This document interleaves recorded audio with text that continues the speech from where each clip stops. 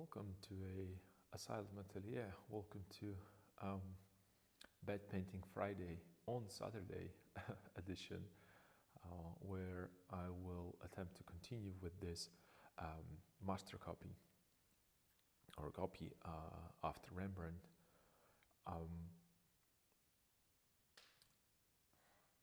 It was so much fun yesterday by doing these, free-flowing, crazy experimentation with pigments and different surfaces.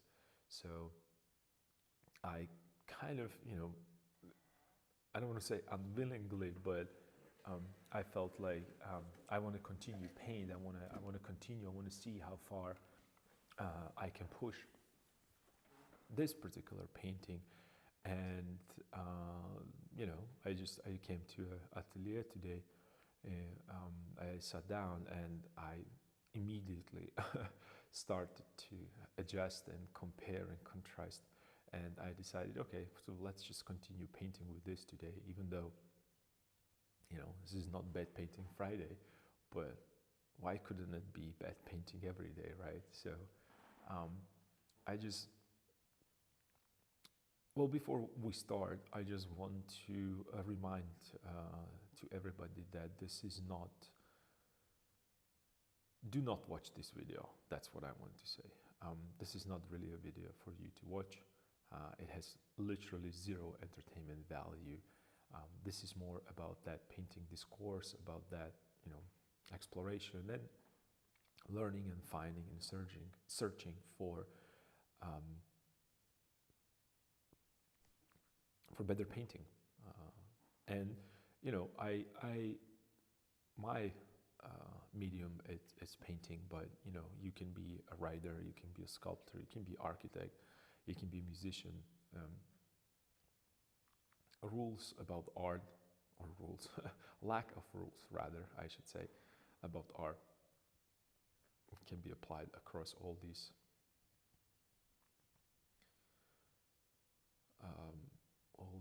what's the word that I'm looking for?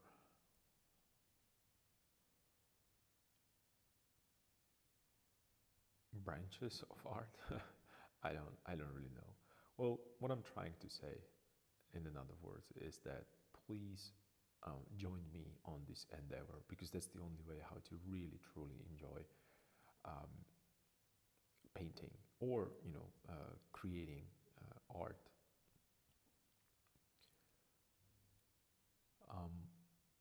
I'm going to give you just a little quick recap for those of you who didn't watch the previous one. I'm working on really weird kind of a surface. I found the canvas I didn't find it. It was in my studio and I was using it for all kinds of experiments. And I've been talking about the Rembrandt for the last couple weeks a lot.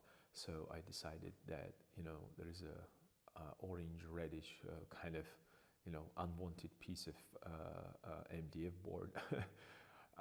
So I felt like, okay, let's put this little piece of MDF board in use. And I'm not saying that that I'm not going to repurpose this afterwards. You can always scrape it, sand it, and push it even further. Maybe paint another portrait next to it. Who knows, right? But so that was a first piece of puzzle that was, completely like, you have these pieces of puzzle that they're just like one solid color, and and you can't really start with that piece because it's not a corner. It's not, you have nothing to work with. So that was the first piece of puzzle that was really difficult for me to get adjusted, because it's extremely absorbent to the point that when you look in the corner of my painting, there is I'm talking about the very left corner, there's a little bit of a black blob right there, and around that blob it's just you can see it's like a oil stain around it. So that's actually what this type of canvas or what this type of board or surface rather does to your pigments. It's really, really extremely absorbent, and it absorbing the pigment. It's absorbing the oils from the pigments. Um, so it it is challenging to paint like this. But then, since this is a bad painting Friday on Saturday, I just, I decided, okay, well, maybe I like to paint on this kind of surface. Maybe I will enjoy continue working with this portrait. And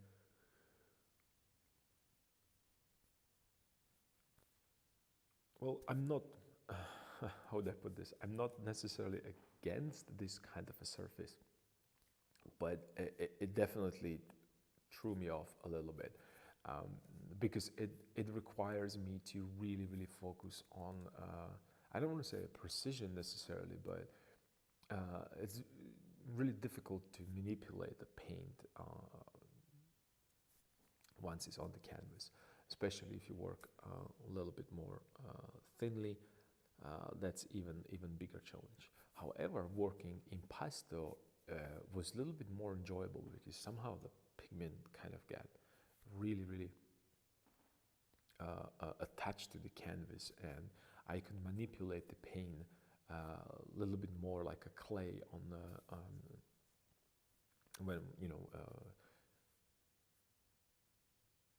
when you think about using clay as a sculpting tool.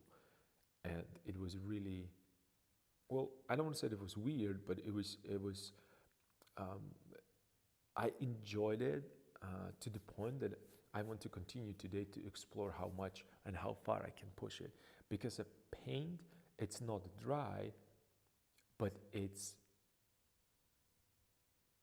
uh, harder. I don't know how to describe it. It's just that paint feels like it was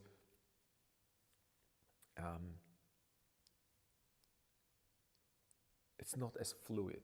That's what I'm trying to say, right? And trust me, no matter how much medium put into that pigment to work with, the moment that the moment that you place it on the canvas, the absorbency of that surface is just going to interfere immediately with whatever you want to do. So I'm kind of excited to see what's going to happen right now, because there is already a layer, quite a thick layer of paint on that, especially around the, especially in the light side, in the areas of light, um, and it's kind of cool. It would be cool to see right now how the next layer is going to react. I'm gonna grab a palette knife, that's what I'm thinking, and work a little bit more with the paint right now, in terms of I wanna establish a nice solid kind of a underpainting for the continuation, right? I don't know. This is not really a right way to think about painting, because you would never probably consider this as an underpainting, but why not, right? Since this is a wet painting Friday on Saturday, why wouldn't I consider that as underpainting? So you might think about is that, but all that work that I put into it yesterday, I'm just going to destroy it right now? Well, not necessarily. I also I prepared, you might see it on my palette, it's on that little piece of white MDF board as well, actually, the little wooden board that was sized and prepared for painting. And there is a sandpaper there, so I might try the little sanding, and I'm not sure if how is that going to work right after. It's not even, it might be 24 hours, not might be, it is 24 hours from when I was painting it last time. So let's see if I can perhaps maybe ascend a little bit to expose that underpainting that is there, the orangeness. I was trying to invent a new word, and see what's going to happen. Also, when you're looking at right now, the canvas, as you may see, it's under the slight angle, just because of I can't really position camera better. So it's not in the way, my head is not in the way, or the camera is not in the way of me painting. That gives you a slightly different angle, so you might see it a little bit obscure, or a little bit, like in perspective. And another thing is that I am right now, I actually, you see a reference picture on the side, and I have to tell you, I have two monitors. I have that little screen on my camera. Every one of these images is giving me a completely different color gamut, right? So don't get hanged too much when you're looking at this on the differences between my painting and ones that I'm copying. I am really not necessarily copying Rembrandt one-to-one. I'm not doing a master study that would resemble it one-to-one. What I'm doing right now is that I found a portrait that Rembrandt did. I wanna examine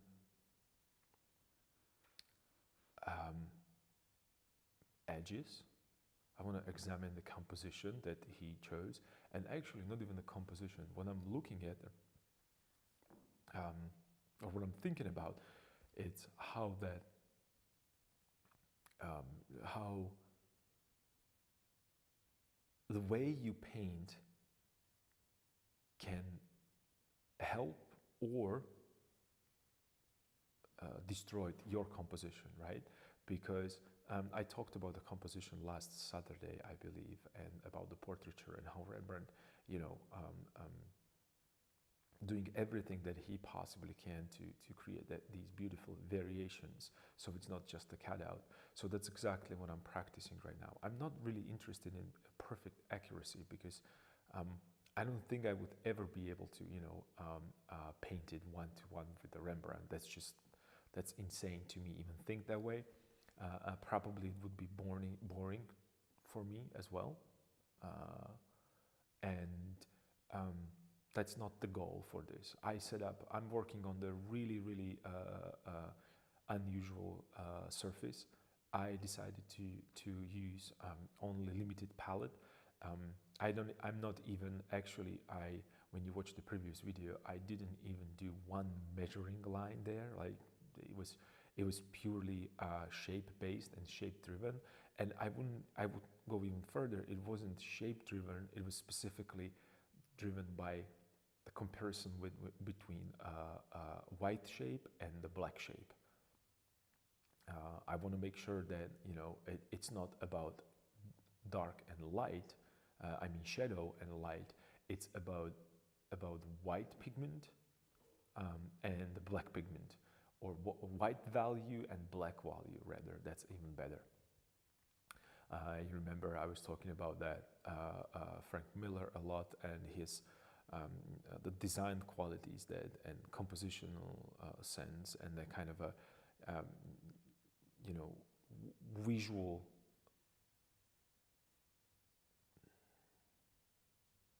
excellence. That's the word that I'm looking for. The visual excellence that he provided with his black and white ink illustrations. But he was using, black and white, or he was using, ink against the white of the paper, and he created a nice design. and everything is sharp edged. And when you apply the same logic to a painting, it's going to flatten that painting. It's going to make like the flat feel that, you know, you're coloring in between the lines, right? So that's just, in other words, I used to refer to this as a paint by number. You've seen plenty of these videos that really give you that educational value in terms that if you mix titanium white with red, you're going to get a light pink pigment, right? So this is not really stream about this. This is more about that exploration, about that journey, about that, you know, bed paintings that you make in the comfort of your own home and no one will ever see. So it was pure just a you know, searching for the light or white against black or dark background. And the reason why I chose this, you know, there is a plenty more, you know, like flashy, more recognizable portraits. But again, this is not, I don't want to get stuck with, oh, I can't really paint a silhouette as nice as Rembrandt, and I'm going to, you know, spend 20 hours just trying to hit the silhouette. Well, that's not really what I'm looking for. That's not really that that exercise that I want to do. But rather, when you think about, I have a similar portrait on my large painting that I'm working on, and this portrait that I painted here, it's way fresh, way more painterly than one that I have on my painting, and that shows that difference between, oh, I am being serious when I'm painting that fragment painting, the large painting, Cyril and Methodius. I'm holding back because I'm afraid that I'm going to destroy it. Whereas here, I just went straight to a paint, no preliminary drawing, no nothing. I just saw a canvas. I thought of that, you know, I divided into halves and thirds. In my head, I didn't even place the lines there. And I started to just, you know, and I went with the pigment immediately. No, oh, this is probably where the head is going to be. No, I just look at the dark shape and, you know, I felt like there is a diagonal there, and I painted the diagonal, and that was it. And I started with that diagonal.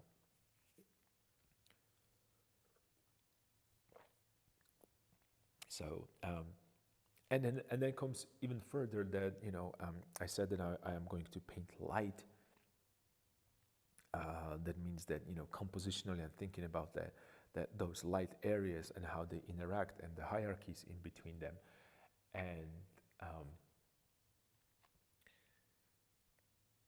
And that might be difficult if you are approaching, or if you are just at the beginning of your painting endeavors. I don't want to say that you are, I don't want to talk about like you are a beginner.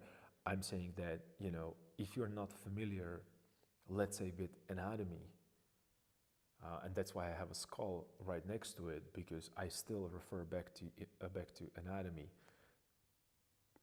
because it's very, very important for me to know what lays underneath that skin, because that determines,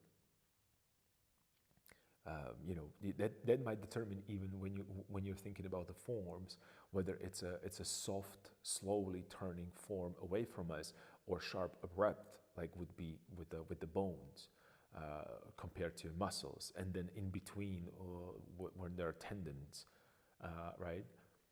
So these are the things that I'm looking at. I'm looking at the portrait, and also he has a beard, and it's like that kind of a nice soft beard. So I wanted to see how Rembrandt actually dealt with the transition from the skin to a beard. It's very similar than when you're transitioning from the forehead to hair, but still it's in the different part of the body. And I wanted to know how to incorporate the beard and still keep it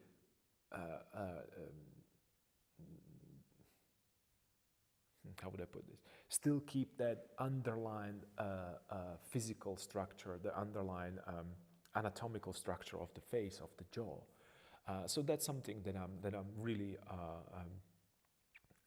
interested in when it comes to this master study, rather than just hitting exactness, because exactness, it's not the main goal. I want to be very close, but in that sense of a composition rather than just, oh, your eye it's a slightly wider and on his painting it's slightly narrower.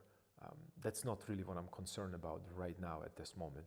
Maybe I can get into it just to get even closer to why Rembrandt chose the certain soft and hard edges on certain places. So as I will improve or move forward, because let's see if I improve this or I'm going to destroy it completely. I want to try some other techniques as well. And since this is really a fun place to work, the bed painting a Friday, and then I want to come Monday to studio and work on the larger painting, and I really want to have fun and not be afraid that I'm going to destroy it, because I mentioned this a million times, and I'm going to continue mentioning it, is that what I'm afraid of, not to have a bad painting, I'm afraid of having okay painting. Like, meh. It's the only word that I have for that. I don't know if there's a English word that I can describe meh, but I would say it's a mid, perhaps it's a mid painting. So I want to give myself that freedom, and I was thinking about that, yesterday a little bit more, that what are the necessary attributes? No, what are the necessary things that I have to have, or what are the necessary things that I must have in order to paint freely? And one of them that I didn't mention before was that it has to be that pleasant environment. And by pleasant environment means that when you're setting up right now and you're thinking about painting and you want to explore, you have to be able to create an environment that you are not being judged. That's something that I forgot to mention with these bed painting Fridays, that I am exposing myself to you to watch, but I'm in a very safe, secure environment of my own studio, where nobody is going to come to me or behind me and tell me that you're painting this bad and you shouldn't do this. And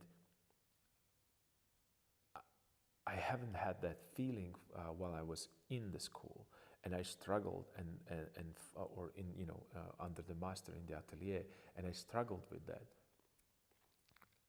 So I just wanted to point out that if you want to be free with creating your own mistakes, you have to be in that. You have to first, probably, most likely, create the environment that you are not afraid to make these mistakes. And whether it's the highest point, which is having your own studio, to the my first, I remember it was it's a kitchen table. Most of us probably, that you guys are watching right now, are in the corner of the room or in the kitchen table. But I remember that was a very, very important part. There was that safe area, the safe zone, where I could just go and create after the whole day of being, well, you didn't paint this properly, you have to correct this, and this is there, and this is not right, and this should be greener, and this should be redder, and so on and so forth. I don't want to say that was bad. It's just in that kind of environment, it's difficult to let loose. And by let loose, I don't mean that you're going to get crazy in the studio. I'm talking about creating these experiments. Because if you are being punished for making these experiments in the schools, especially, then you are. It's very unlikely that you're going to push the boundaries. And then I don't want to talk about pushing the boundaries only because that's what's expected from you, so you're just going to do a crazy paintings. No, that's another extreme on the other end of the spectrum.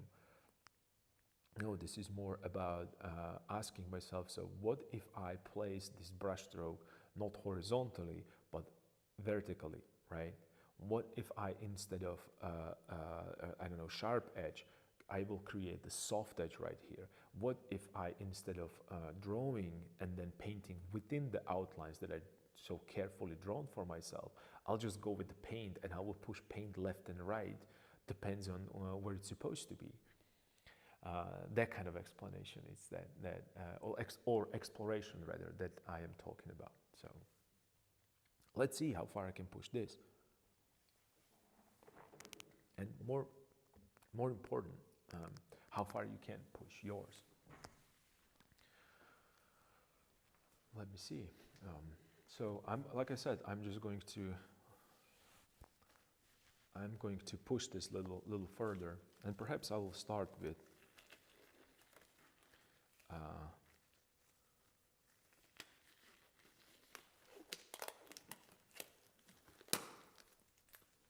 okay, gloves are on. Perhaps I should start with that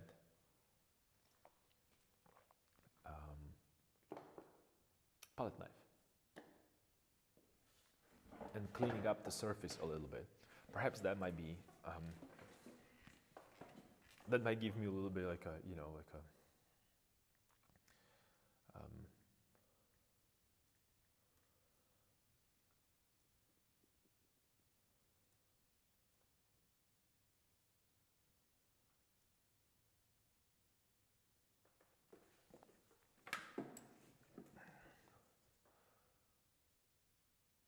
that might give me like a moment to reflect what I see. And you know, I have a digital version where I can zoom in, and I also have book open with that portrait. So like I mentioned last time, yesterday I believe, because there's a difference between perceiving there's a difference between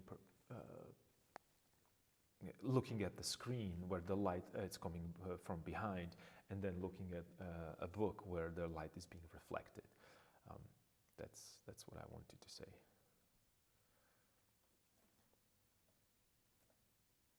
Or that's what I was thinking about.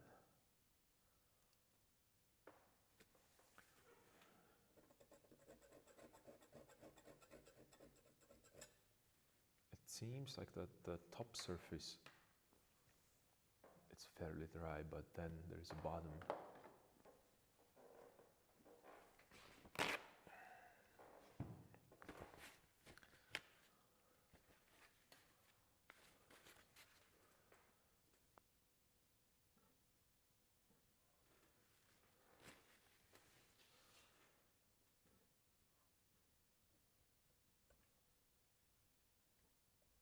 So I'm kind of ironing out certain areas, and it's just going to get weird right now because the pigment is just doing a different thing. But let's see, you know. Oh wow, okay.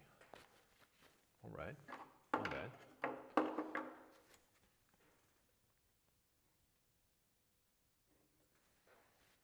So since I painted really with thick layers, there is a lot of pigment and a lot of paint underneath. So I'm just kind of pushing it out of the way, in a sense.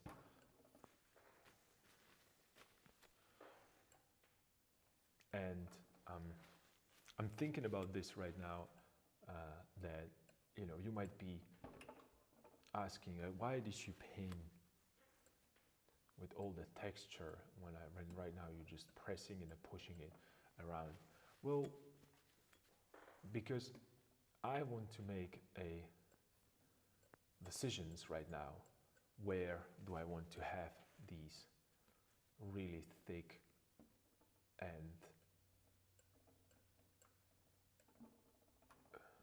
like a how would I put this? Where do I want to have that texture that it's actually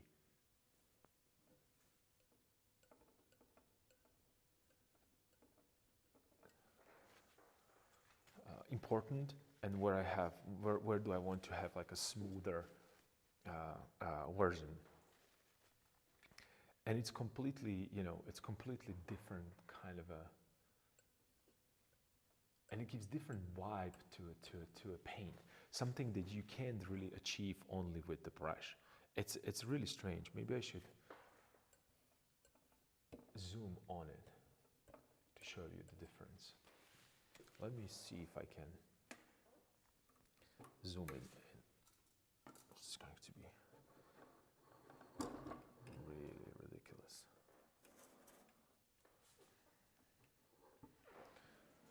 Okay.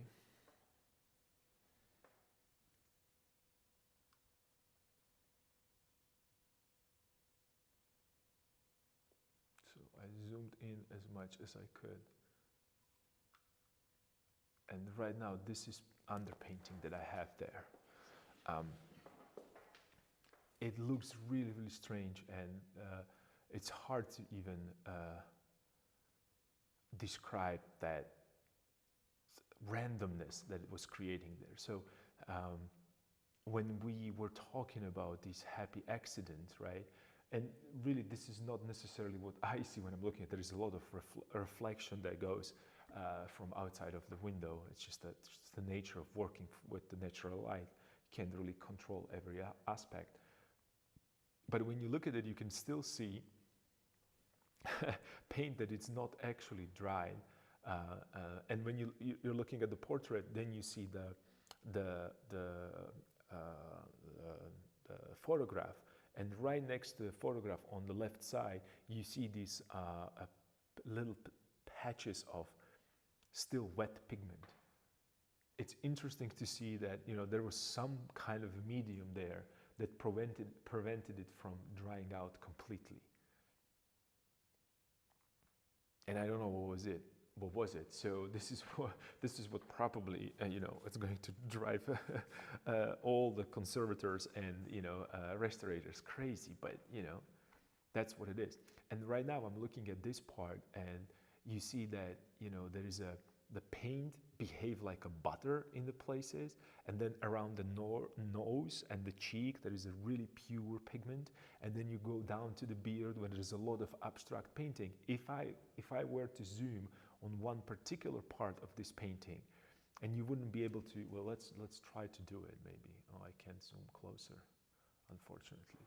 But when you think about it right now, there are really this is abstract painting. The eye has, it's really just, I don't even know how to describe it. It looks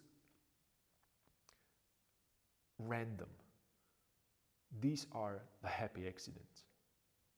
I think that they are. And right now I'm in this stage, and I can start thinking about, okay, what do I want to bring to the attention of a viewer, and what I want to leave and disappear into a background? Or do I want to leave it as it is right now? Because I want to show the roughness. I am in full control of how this painting is going to turn out, which is very, very important for me. In terms of painting and overall, what would be the word? Like the overall feeling of that message that I want to communicate with the viewer, right? And this is something that I'm missing right now on my fragment painting, the roughness. Not only the roughness of the journey, but the roughness of the surface that, kind of creates that feeling of, oh, so he still looks like a younger person, but it's the rough representation of a younger person, right? I'm not giving him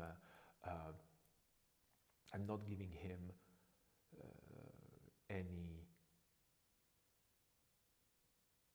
wrinkles necessary, right?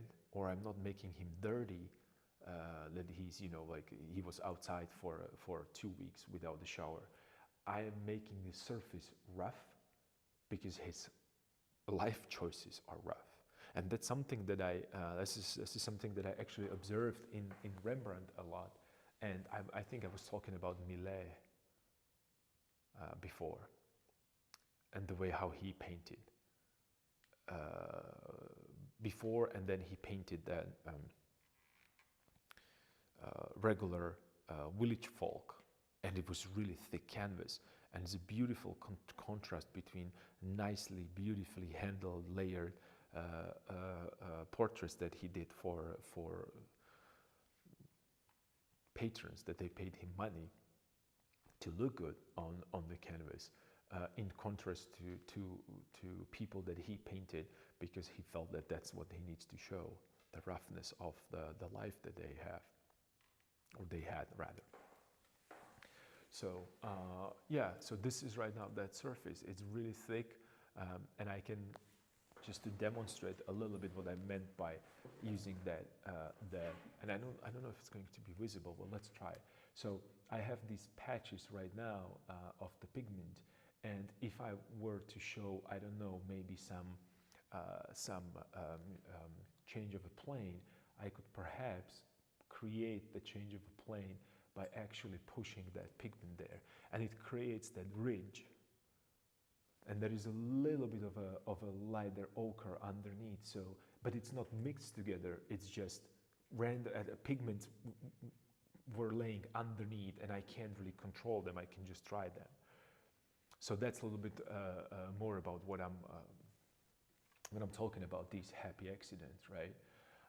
So that will be one of the, and then if I don't like it, I can smooth it away. But again, it's going to be again something different. So I'm just smoothing it out. And there are areas, you see, I have a smooth area of yellow ochre kind of it seems like a one brush stroke that was done with a finger perhaps. But actually it was, I pushed that kind of a rigid part that I have right here around the nose. You see the ridges against the smoothness right here. I have this kind of a nice transitions, random transition in the eyebrow. I don't think that you would ever be able to put these little small brush strokes there of that random pigment and color. These are pure accidents. Accidents that happen because there was a pigment next to it or underneath to it, or the motion that I used with that palette knife. And I think that these are extremely, extremely important ideas to take into consideration when you paint. And you can right now wait till it dries completely, and you could just put the veil of, I don't know, like some burnt umber or burnt sienna rather, to kind of make all of this one monochromatic painting with some parts of light and some parts of orange, a kind of changing in terms of that vibrancy and in terms of the value, but they're going to be coherent together as a one skin tone, because right now it looks disconnected. So these looks like a patches of color that they don't belong to a face. But it's fun to look at. This is for me, this is way more interesting to look at as a nicely, beautifully rendered portrait, because oil paint is allowing me to do this.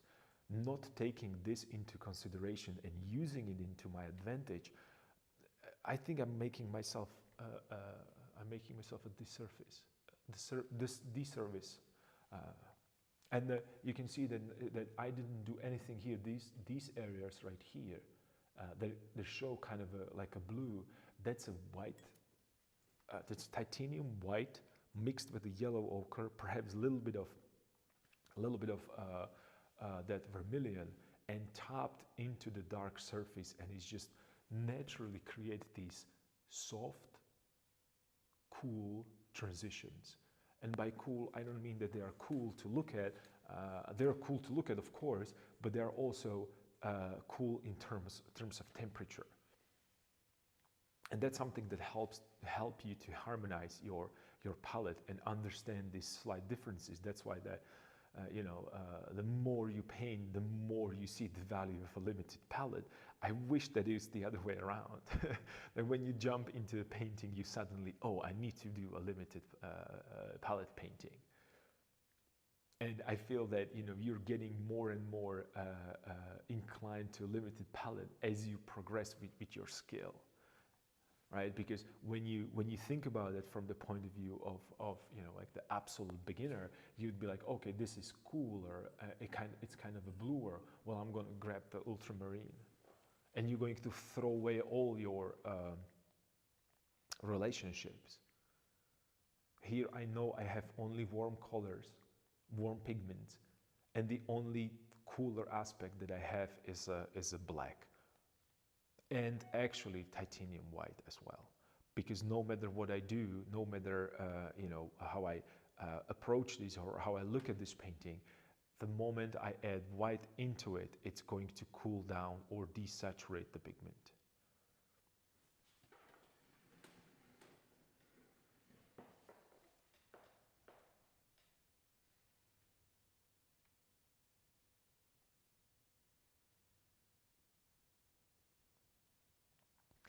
I have to read your comment because it's extremely spot on. It's extremely, extremely spot on. Yeah, it's funny how the journey works with the color theory. At first, you use everything, but then you realize it's not about the colors, but about the relationship and the illumination.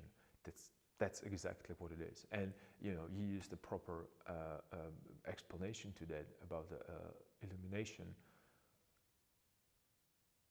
or illusion. I'm sorry, about the illusion. And I wanted to add on that there is also the part of this is that I'm not thinking about the literal meaning of what I look at, but rather how the light interact with the object that it's in the way of light. And you know, because that's what it is. Light goes to a certain direction, and then, oh, there is an obstacle, so it's either penetrated and go through it, or it bounce and change direction. Yeah, I was just, I wanted to, that's sometimes, I don't know, maybe it happens to you as well, that you're trying to say two things, your brain kind of telling you that you're going to say one thing and then you're going to say another thing, and then you put them together just to, you know, jump the, just to get quicker to a point, especially with me, because I talk too slow. I hope that you guys are watching this, you know, in 1.5 speed.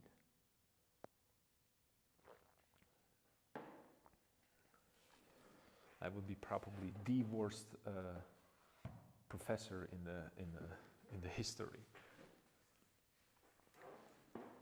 It's just people would just fall asleep immediately. So let me just unzoom this, so you can see slowly when you're unzooming, these pigments are just kind of, they're getting weirder and weirder, and then suddenly it kind of makes sense.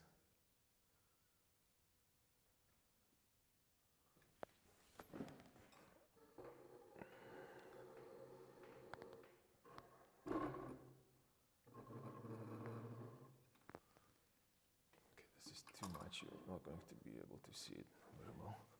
I'm trying to not be in the way of the camera, and I'm trying to still be able to paint. Well, let me just zoom it in a little bit.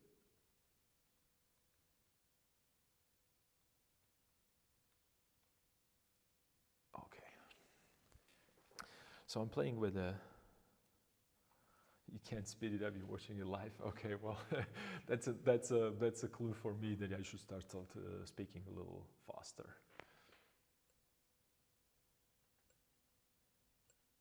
So I'm going to play with this a little bit because it's really interesting. It almost feels like a, not like a paint, but like that putty that, you know, you buy for your kids, so they play with it. Silly putty or whatever that name is.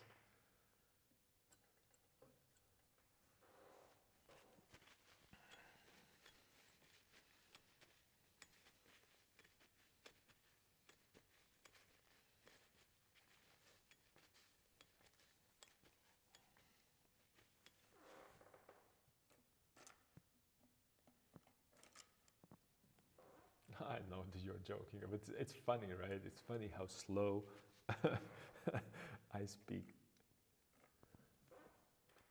It's just, I'm putting act for Twitch stream. I'm just official streamer. I'm just going to always go back to, are you not entertained? Okay, so what do we have here? So I transferred the pigments on the board. And the reason why I put them away, because really I was worried that there would be no pigment to work with tomorrow. So let's put it, and I'm trying to put them in the same spot and hoping that there is a lot of that those parts of the board are saturated with oil, so they're not going to dry out so fast. So let's see. And I have to squeeze a little bit more of these umbers. And I don't know if I'll need them, but I should probably squeeze more of them. So let's find them and let's get into painting. Okay, I have these two.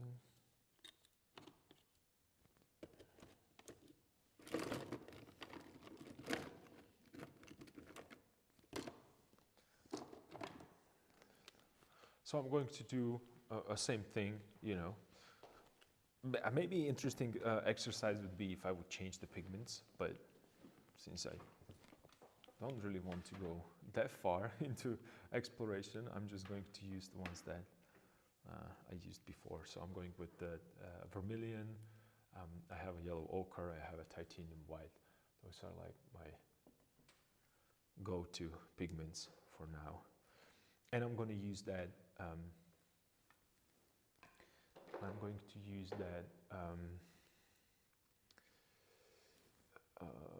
medium that I was talking about yesterday, which is calcite mixed with linseed oil, stand oil, or sun-dried or cooked. It's a different ways to get to that thicker.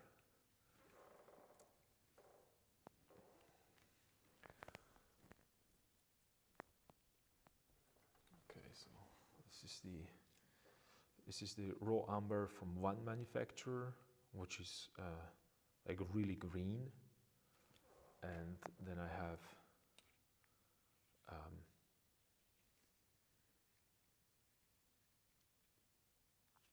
another one which is slightly warmer.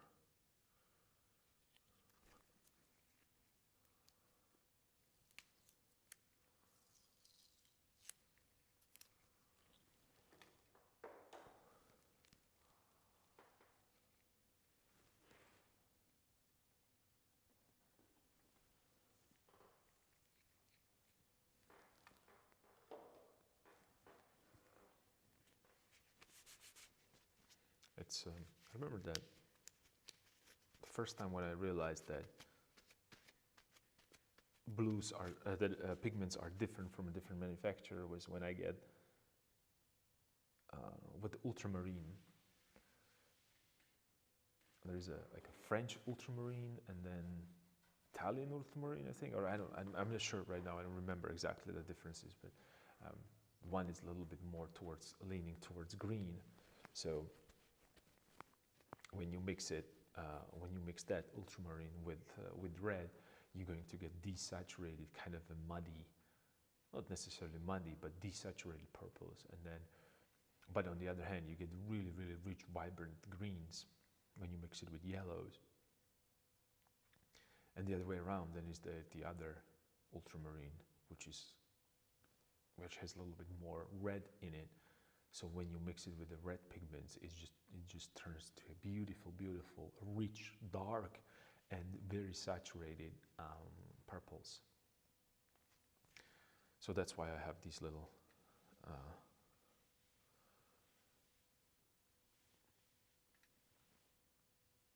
that's why I use these different pigments.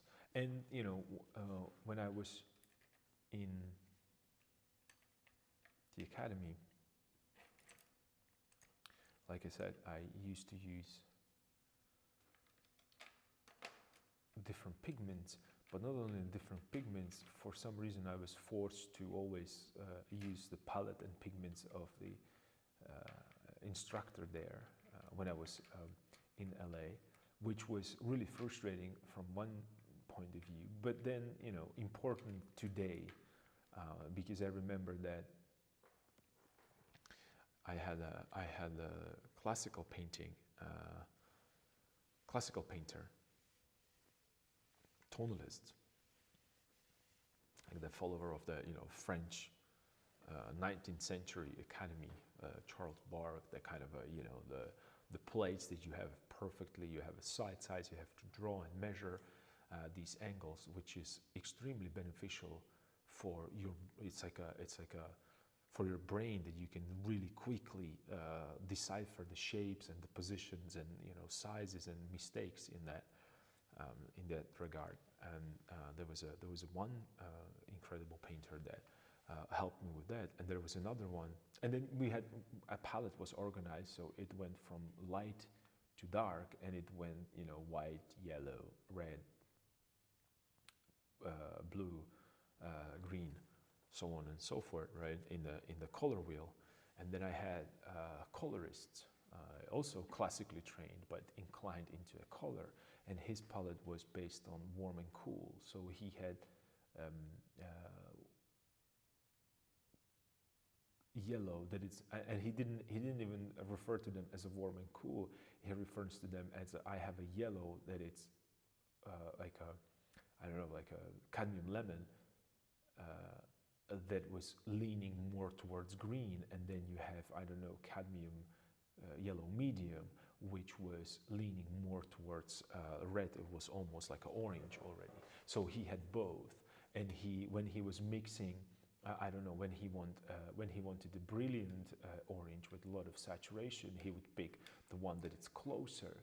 And when he wanted desaturated, he would go with the lemon, because it was, that little bit of green was neutralizing that pigment. It was really interesting difficult and confusing. I still, to this point, I have a hard time with this, but extremely informative.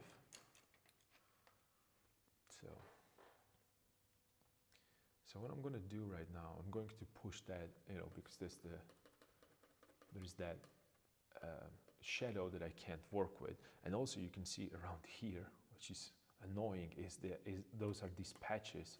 I don't know if you can see them. Those are these patches of a pigment that is not dried. So if you are a person that is oiling in his surfaces, or if you are working only on the one painting, this is probably what's happening to you regularly. That's why I prefer to work on multiple projects at once, because I don't know what to do with this right now. I have no idea. I can ignore it, but it really bothers me, because this is really like a 2 or 3 times darker than the thing next to it.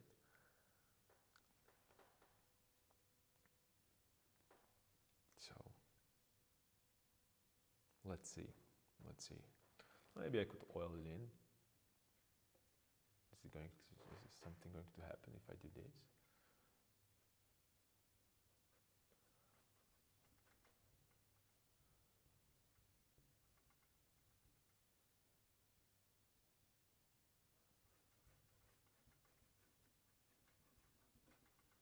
You see, it's completely changed. Looks like a.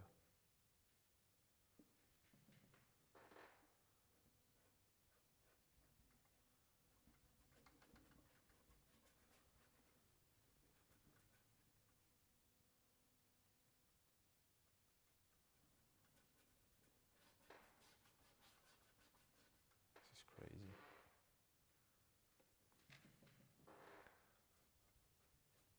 Well, because I'm oiling it into actually a live pigment, not really the best way to do.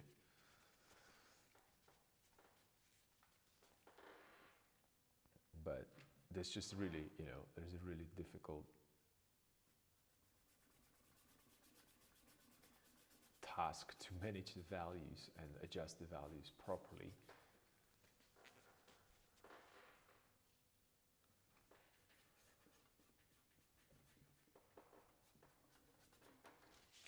I hold it in. All right, whatever. It's a bad painting Friday on Saturday. I really enjoy to saying it on Saturday. Just like my personal inner joke. So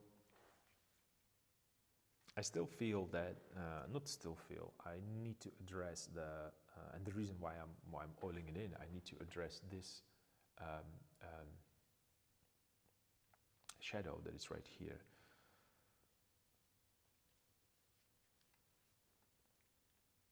Because it's too dark compared to what Rembrandt has.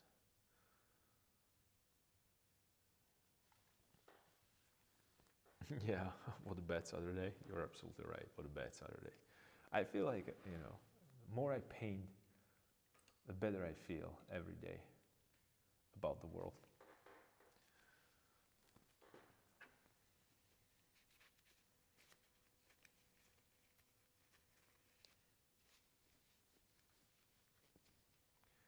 So let me perhaps show you what I meant with yesterday when I was talking about Rembrandt actually painting into the shadows.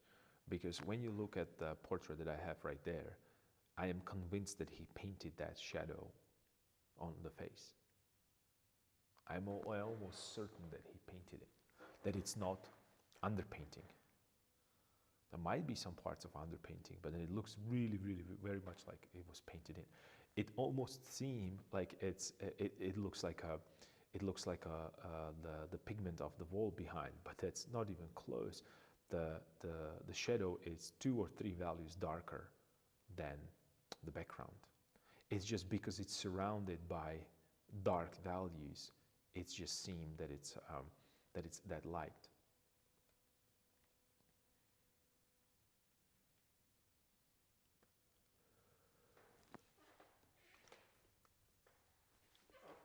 So let me see if I can paint it in.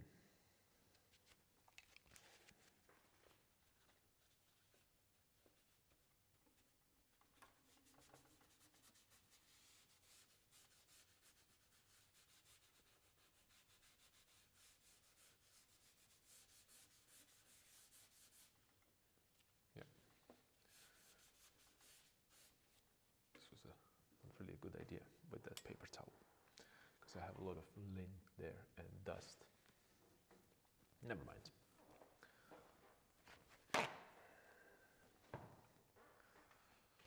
Never mind.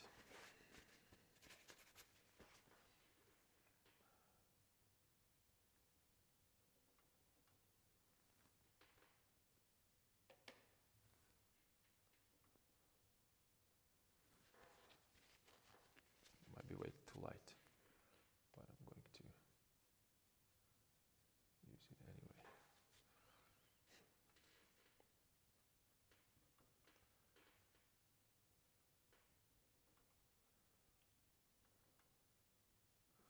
This is too much, so I'm just going to go into this slightly darker variation.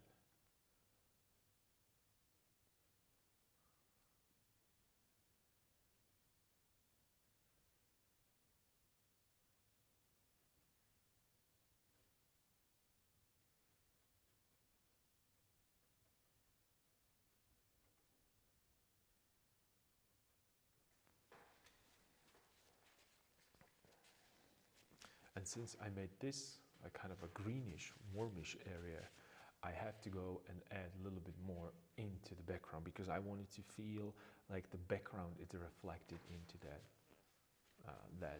face. Or maybe I could just lift it a little bit.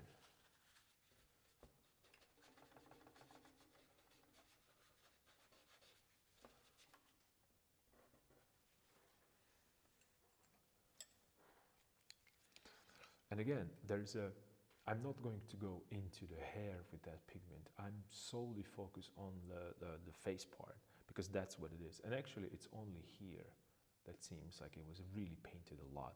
And then he also painted the eye in. So that's another thing that I should probably do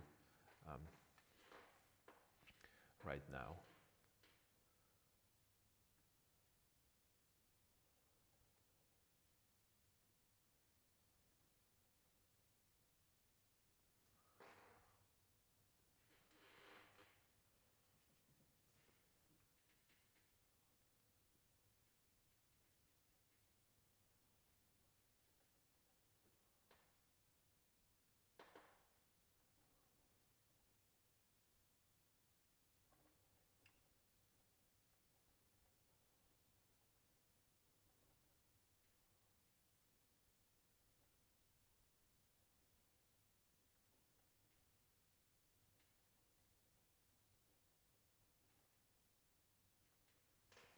this is the right value. Let's see. Yep. So this is the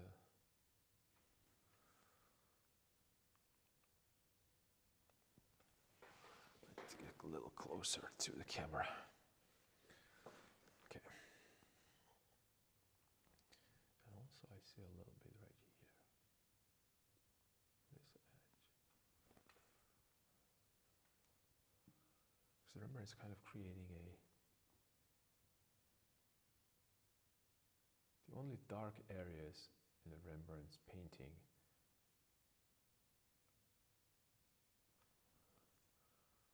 are kind of eyes, perhaps, and then the right nostril, and everything else is painted.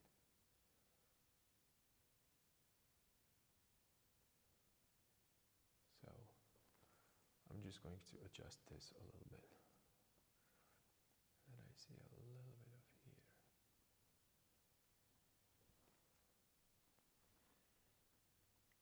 And then this right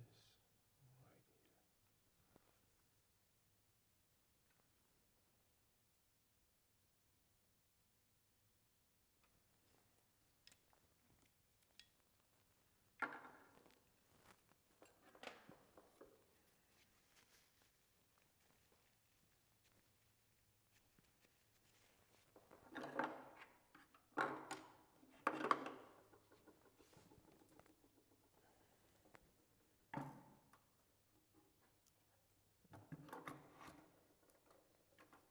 Can this be here?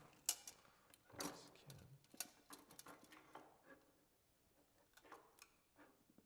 No. Okay, so it's going to be here.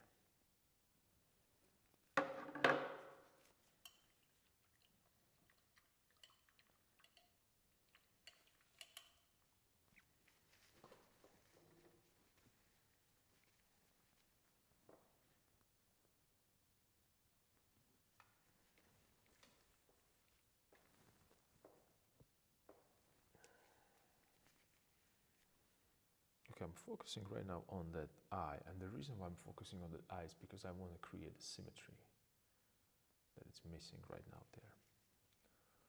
And then also this should be probably in the shadow. So maybe I should correct that a little bit.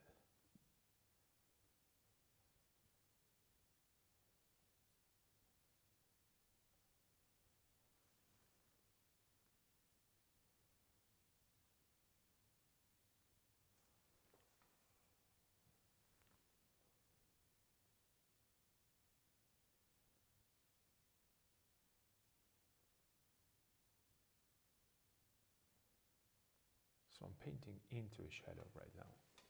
I'm not afraid because I can always,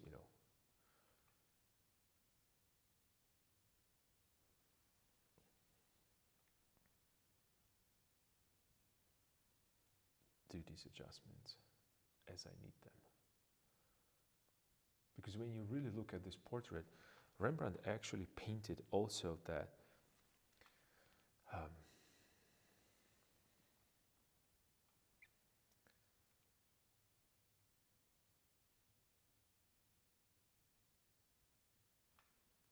the side of the nose.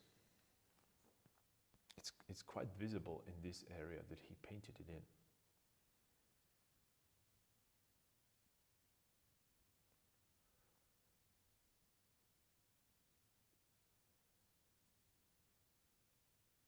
Okay, softer edge right there.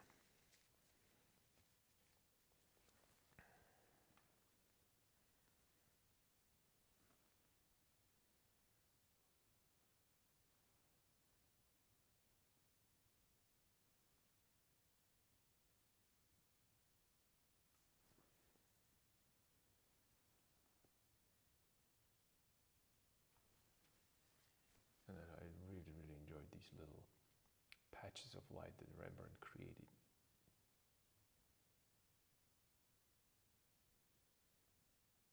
And it just appears from nowhere and then disappears again.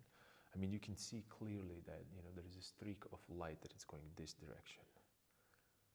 into that, and then another one that is right here. It's quite remarkable too. I mean, I'm pretty sure that other painters were doing it as well, but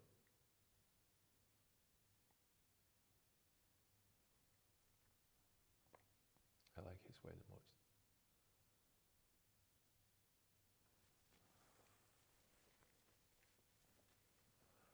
And then I have to check this distance, because maybe I should move the eye a little bit more towards here.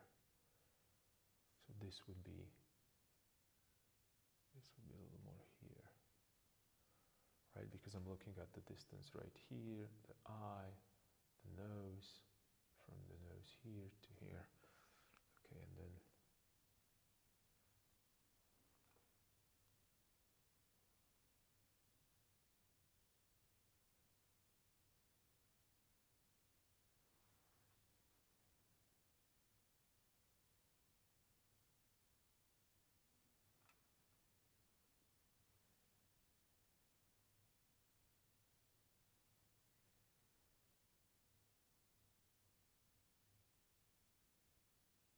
it's just a little transition like that between that. Because when you really look at the Rembrandt's painting, we think about, and we were taught that, you know, in the classical kind of a sense, that we have light and we have dark, and when we're thinking about the light, we are painting it cool compared to shadows, because you have a cool halftone and then warm terminator edge. Well, you can do that, there's no problem with that, but I would prefer to think about the terminator edge as a neutral. And I think it works better. Because if you're trying to transition from warm and right next to it you have a cool, it's just going to be abrupt jump. So I like to think about that I am going from warm, neutral, cool, or the other way around, cool, neutral, warm. And if you want to go even further, then you have a warm, warm, neutral, neutral, cool, neutral, and then cool.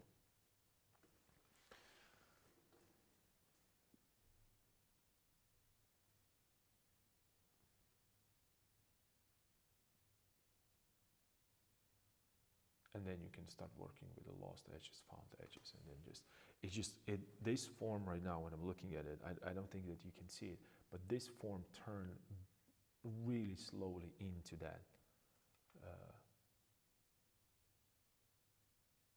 shadow.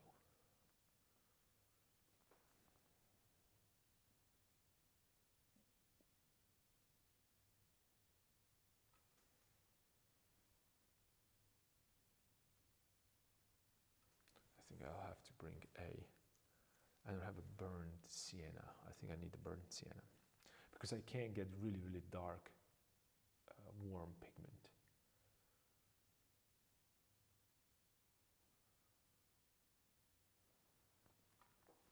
And I don't know if is this part right here, it's his hair, not his beard, and I thought that it's his beard. Okay, so there's like a clump of hair right here that it's kind of connecting to a beard a little bit. Or is it not?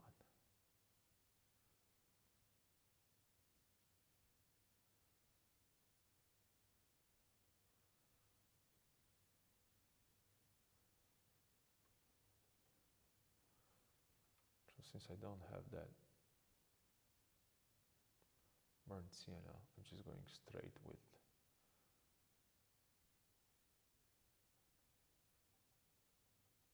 that vermilion red.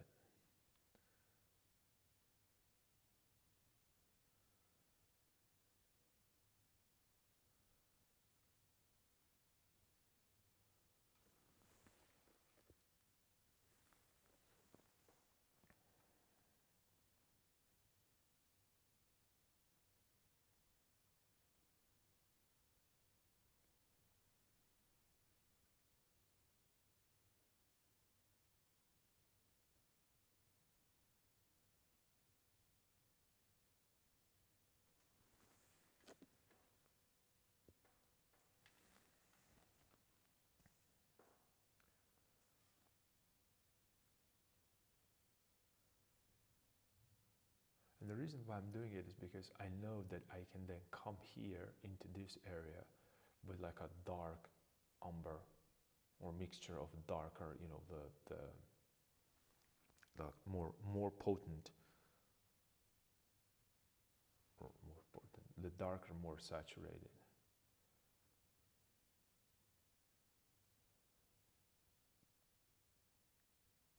Pigment, and this really light kind of a reddish hue. It's not going to disappear, but it's going to work as that underpainting that is showing through.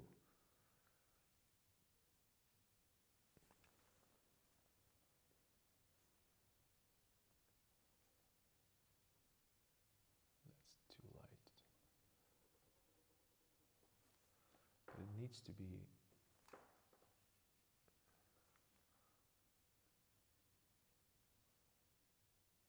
a little more runny.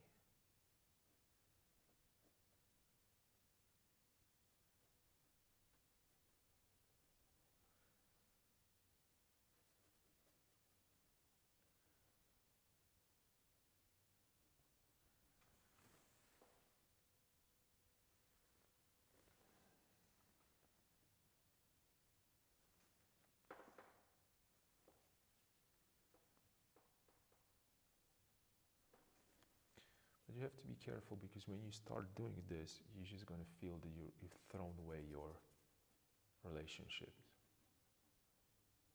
Because suddenly this shadow is not going to work with this shadow and this shadow, and you're not going to have that kind of a coherent feel to it. So you have to trust yourself and seeing 2-3 steps ahead.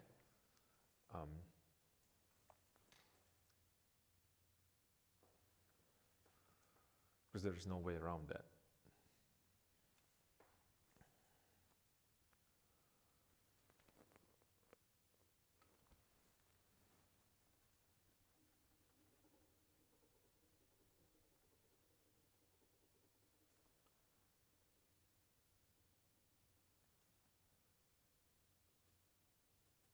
Because all this should be his hair.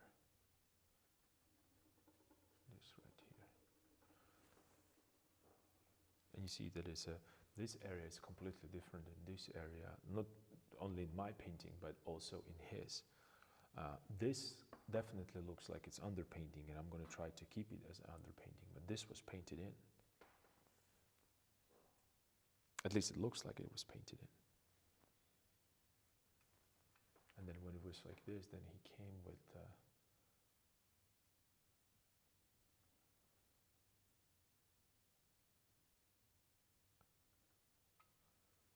slightly darker value. And then let me correct this. So this is the nose. Here is a tiny little bit of that nostril.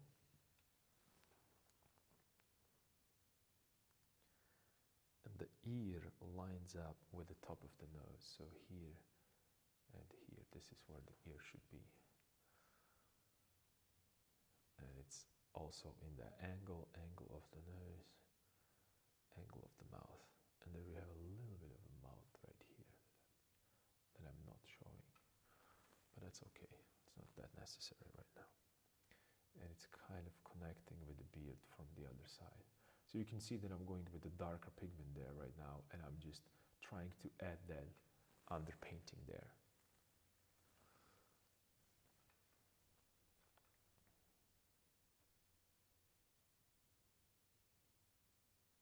But I don't want any sharp edge right here, because I want that connection.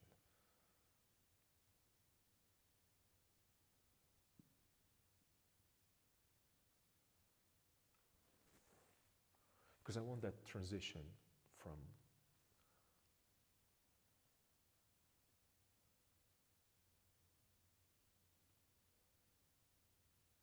and then dark again right here. Okay.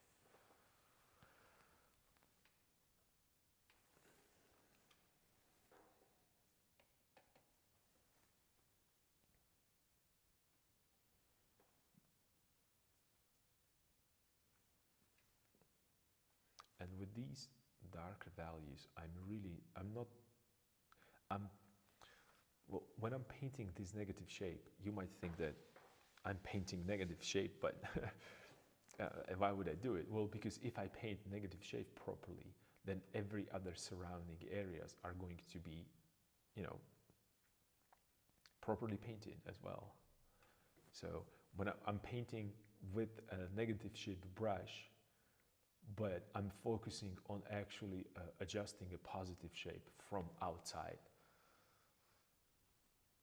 So I'm erasing right now. You know, like when you draw a line and you don't like the line, so you erase it. So that's what I'm doing. I'm erasing it, but I'm using a brush that is a background brush or dark brush. So I'm shaping it from the other side. And I'm trying to, you know, check the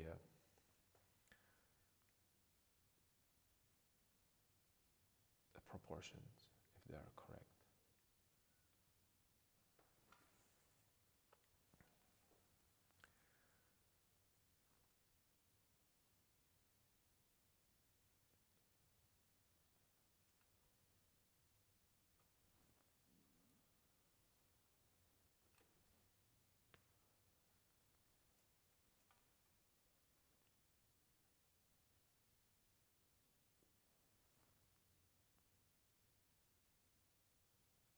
A little bit of that.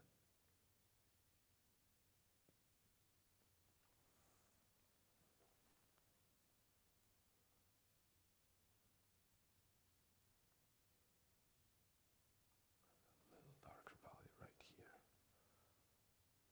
Maybe even this way more.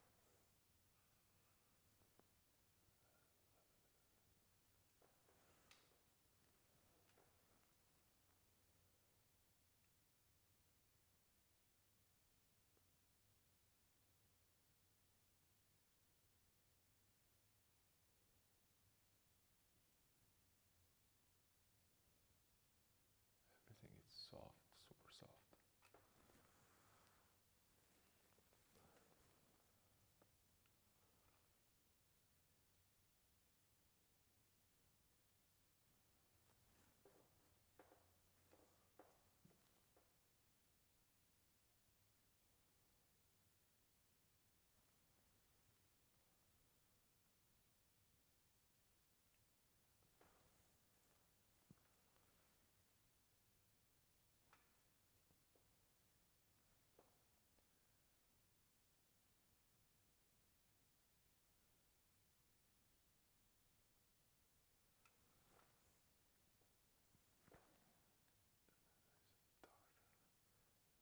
And you can see this is all painted also in the Rembrandt's painting. So he's really creating, he's really working. Even though it looks like he doesn't do anything in the shadow. I remember when I was painting in that, in the museum, and I was observing his painting from closely, from left and right, up and down, you know, every possible angle. I felt that he was laboring the shadow. It was just there was you could actually see the work that he put in.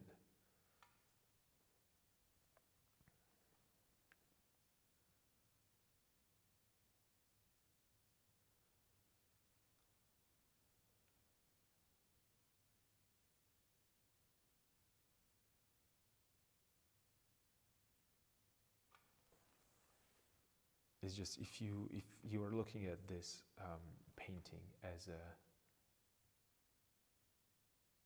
a person with untrained eye, without the painter's eyes, you won't be able to see that difference. It's just going to look so simple to you. But then there's a lot of exploration there.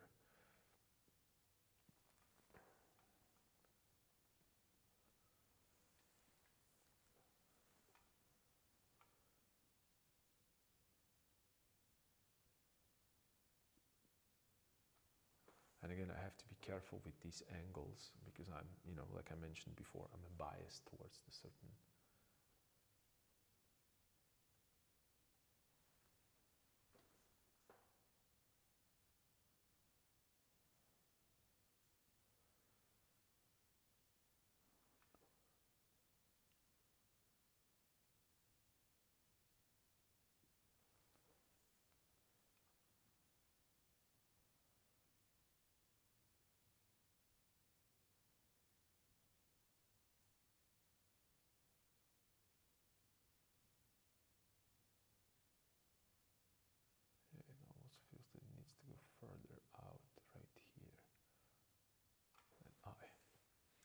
there's a sliver of a light there in that eye.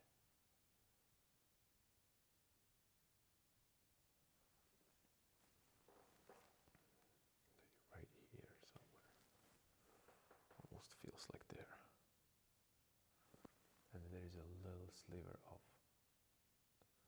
like a lighter value right here where the nose is. So you kind of see that not the nostril necessarily, but the flare from the nostril. And then there is this is where the center is.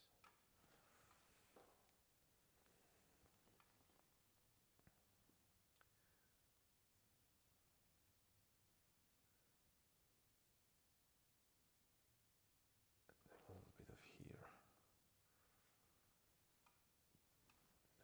And the beard is going all the way this way. I made him a little wider and he should be a little thinner. But that's okay.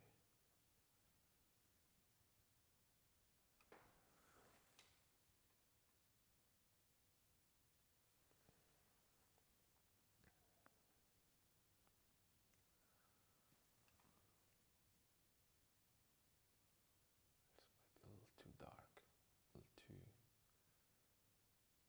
intrusive. So I'm going to soften it because Rembrandt softened that.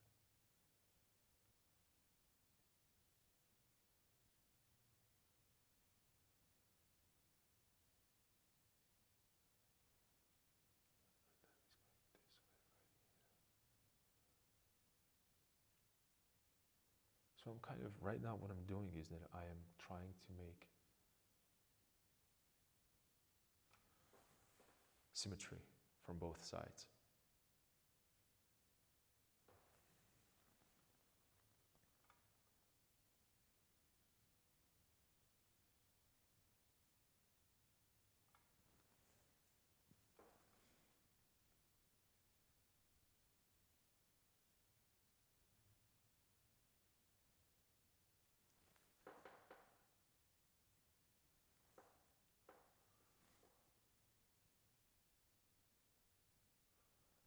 This is really the time where cadmium would be awesome to have.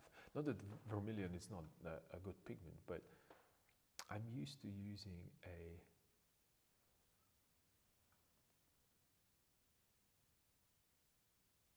cadmium as a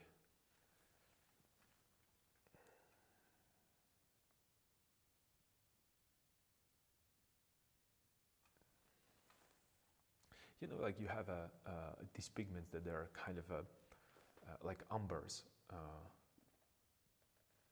When you place the umber and when umber dries out, it's just go completely. It has that really matte finish, like really, really matte finish, almost like a without any vibrancy. But when I mix a little bit of cadmium into it, it holds that vibrancy a little more even when it dries. So that's the way how I like to also use sometimes the red. When you're trying to paint something dark and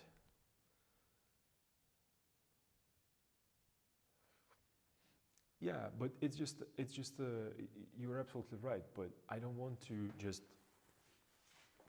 Well, here's the thing: if I do not like something, but it's beneficial and helpful, the best way to approach it, I think, the best way to approach it is just push it, just find the way around it, and there are the ways. I mean, you can, especially with like if you have ivory. Oh man, ivory black on its own. If you want to paint like the dark background, that's just you're gonna be disappointed right day after when it dries out. You're really gonna be disappointed with ivory. It's just gonna be.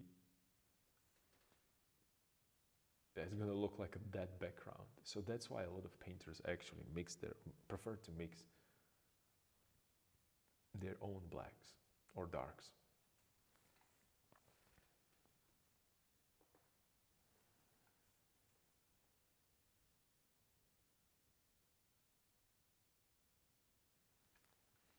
Yeah, you're absolutely right. You have to always oil in and make sure that you keep that.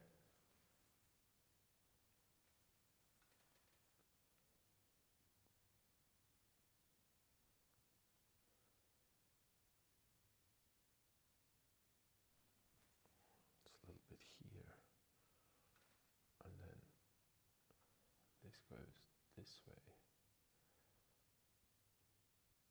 But then I really, there's a lot of plenty of painters that they don't really use even, they didn't even oil out. They didn't even deal with this kind of a like fashion. Fashion is extremely known for just painting on that special canvas. I have it here, actually. It's the one that it's right there behind that, next to the skull. That was extremely absorbent, and he preferred that matte look. And then he was because that's another thing that, I liked, and this is what I saw with him especially, that he took advantage of it. And there are areas that are matte because they are supporting characters in terms of, like we talked about the composition, right? So he's using it as advantage rather than disadvantage. And that's, just seeing it in life, in person, it was very, very instructive, extremely instructive actually.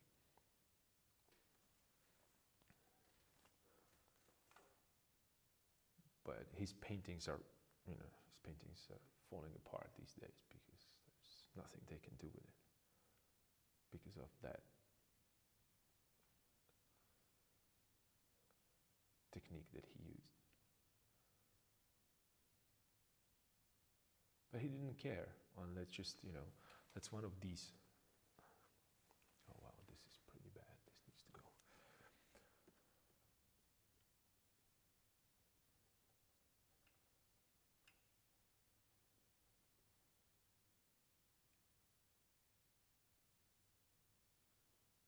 There's no darkness here. And there's also the little light right in his eye right here.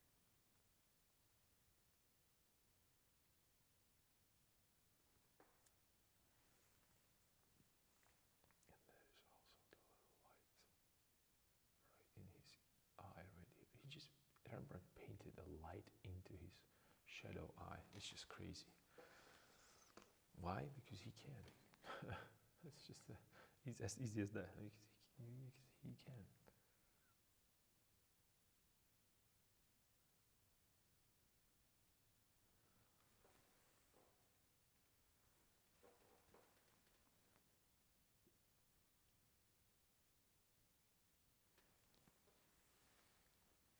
Really, really ultra extremely soft. Like this eye on his painting, it's super soft. And what he did in this back eye, it's crazy. It's like even softer. I didn't know that you can be that indescriptive in your paintings and having it so much impact, visual impact. Didn't know that. But I guess, if you're Rembrandt, right? So.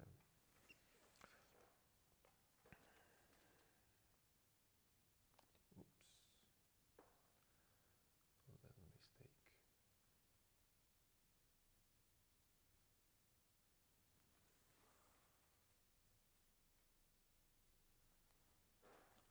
Okay, I have to go together.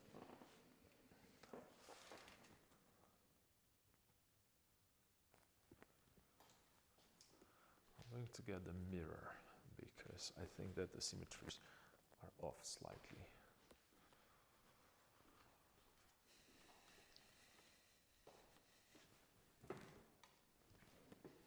This is because I'm sitting. I shouldn't sit probably, but never mind. bad, not that bad.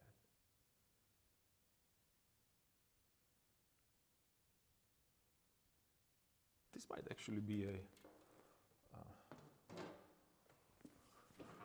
really fun exercise.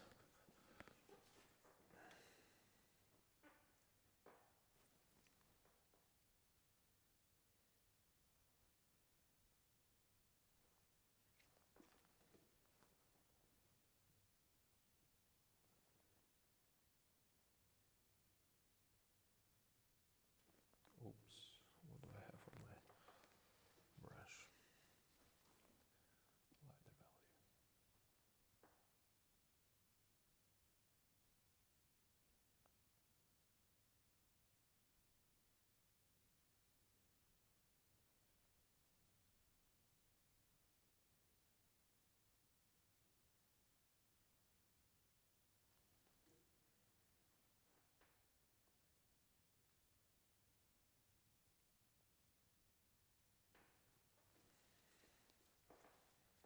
Is this the right position for it? Yeah, it's better.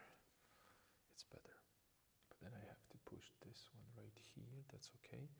There's going to be light values. Okay. I think we're in a good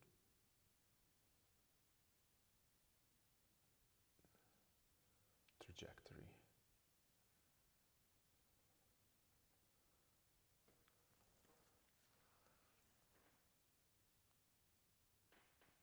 A little lighter here.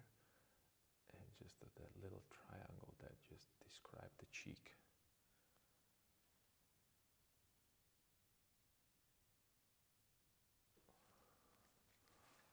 But it has to be really dark. Not dark, but it's just, the turn has to be super slow. It's almost like it's appearing from nowhere and there is a little dash of light in one spot particular. It's like he's looking at this form right here, and mostly he might even being inventing this. I don't know. I can't really think about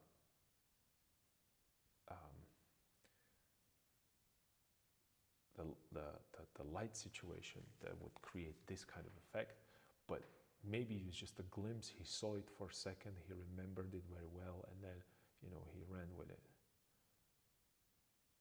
But it doesn't really matter, because it's important in terms of creating that three-dimensional effect, that illusion of three-dimensional. And he created little small form here so he can turn the cheek away. Just super smart, super smart. And I'm not saying that only Rembrandt was doing this, not at all. It's just he took it to perfection.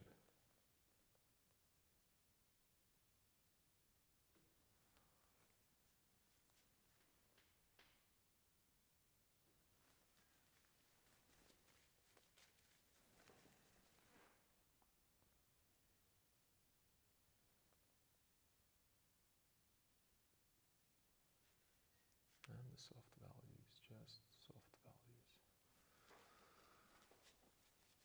Even the eye, like you just feel, you want to create that crease on the eye because it's just so visible. But remember, it's like, no, don't need that. Don't need that. Your brain is going to fill all the gaps immediately. You don't need that detail there. Because the moment that you put detail there, you're going to take way too much. You're going to take away attention from here where the magic is happening, and you don't want that. The only thing that I am trying to do, and I'm looking at the Rembrandt, and he's trying to do in the shadow, is just to roll the form away and create something a little bit interesting here, a little bit. So you don't have the face divided into dark side and the light side, half and half. He kind of created that little points of interest to show that form, it's turning from one side to another side, but also from the top to bottom. But then he's doing something very interesting, that he has these little light patches, like let's say right here on the bottom of the beard, and it's giving you that closure that you're circling with your eyes. Because if there would be a border here, then the border here, and then the nose, and that's it, you would just be you would read it as a half and half, so there is a left side and right side, but just going here and then slowly turning this, looking at this little piece, and then continuing here, because he's like pushing you to that direction. It's really, really, really clever way to, bring interest.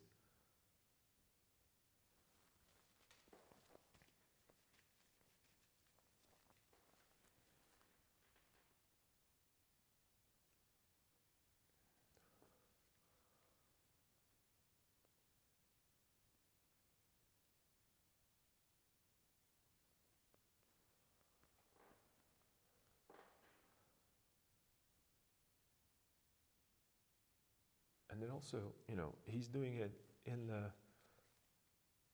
he really, not really probably, well, that's just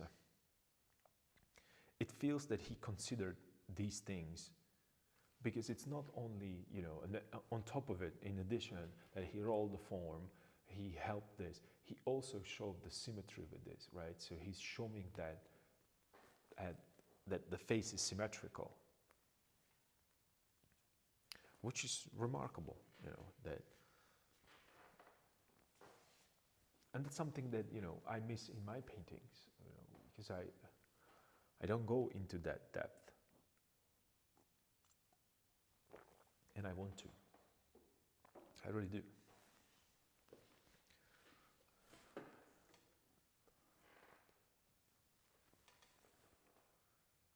And I remember that I really love to spend a lot of time in that shadow, maybe a little too much time.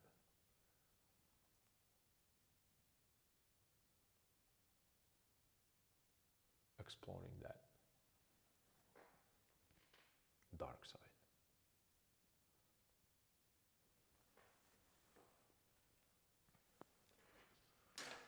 Oops.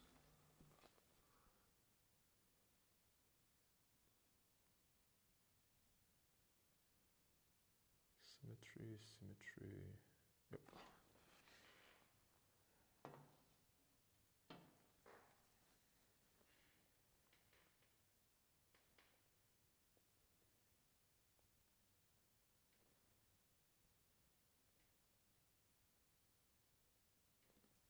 Push it a little bit more here. That hair. And there is just like, you have that pigment there, a paint, it's thick, it's rough, and you go with this brush there, and then you just have these happy accidents when somewhere it's actually,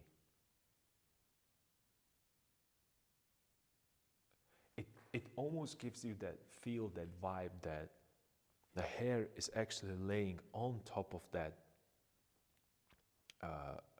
forehead, not only as an illusion, but I actually painted the forehead, and then I'm laying that. That's the technical narrative of the painting that I'm enjoying.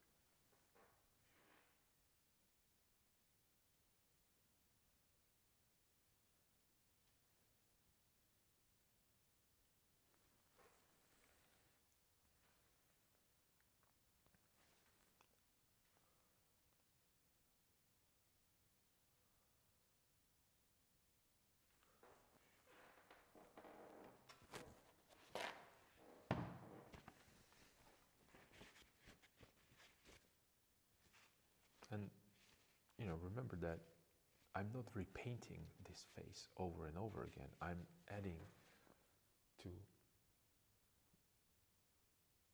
the existing.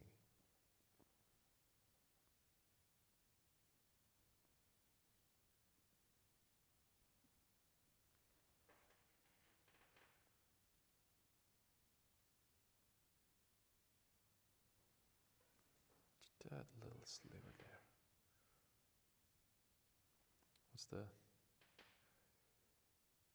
Bob Ross's famous little rascal tree?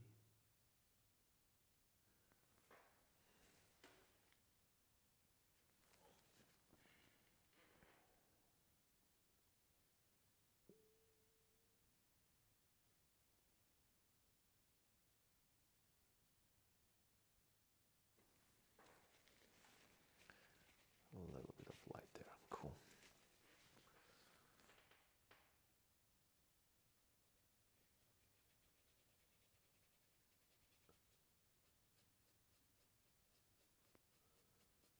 There's a lint from that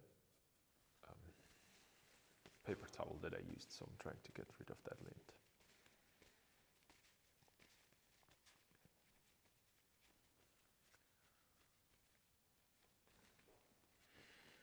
So I have a mouth, and then I need to add a little bit more of that mouth right here, the reddish hue.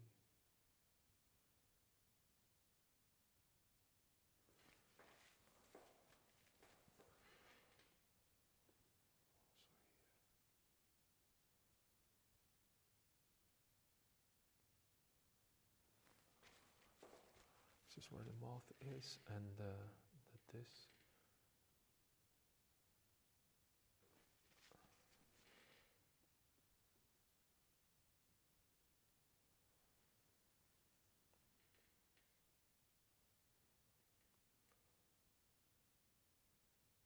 This is that little beard, kind of a area.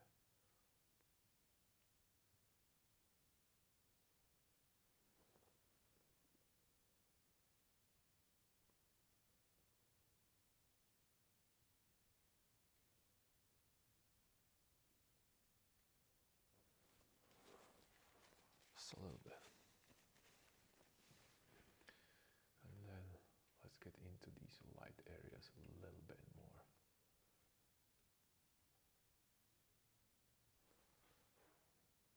So let me correct this a little bit. And again, I'm not repainting it, I'm just going to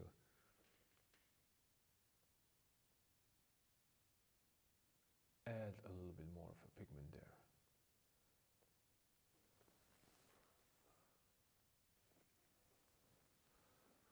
And then it goes right here into this with the nose. And then Rembrandt did this a little up right here. Show that.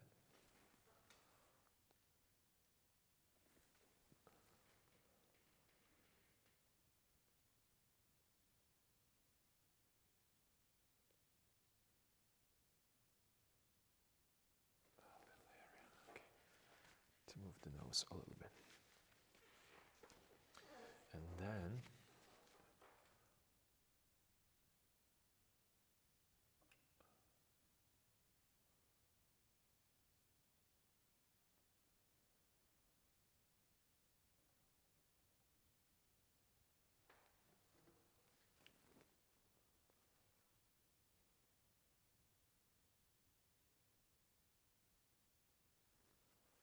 a little cooler, more like a flesh tone, rather than just that kind of a yellow ochre right here, and then a little bit in his.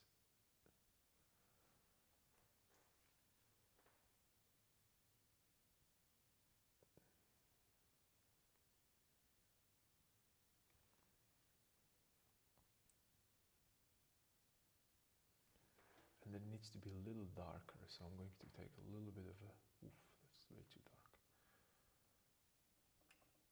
A little darker, a little.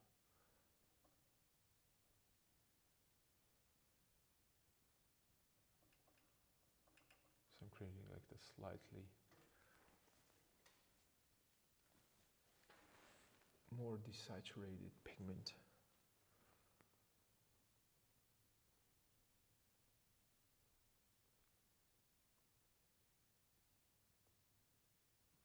On this side.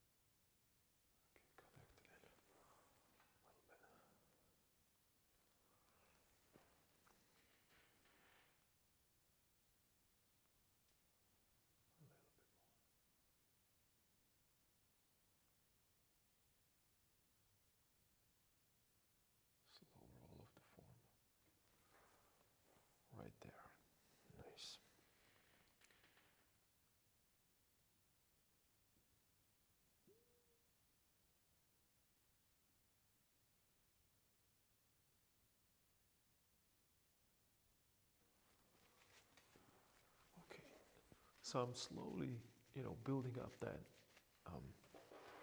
And remember, when you look at these reproductions and they look orangey and, like the kind of a unified yellowish, remember that that's not the actual pigment color. That's,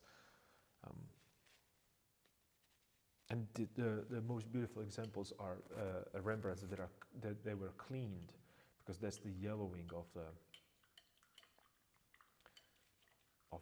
varnish, and also a pigment that has a linseed oil in it also starts to yellow slightly. So everything that was white, it's going to turn into that kind of a, it has going to have that sheen of yellow slightly. So I don't want to go, orange as a Rembrandt did it, 1-to-1, because if you go that orange, that is going to turn even more orangier later on.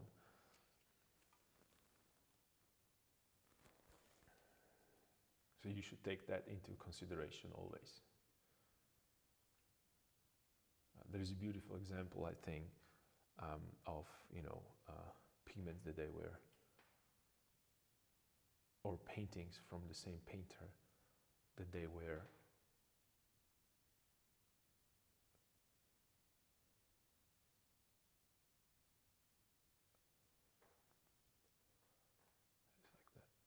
beautiful brush stroke right here. He has it like it's going this way, like so.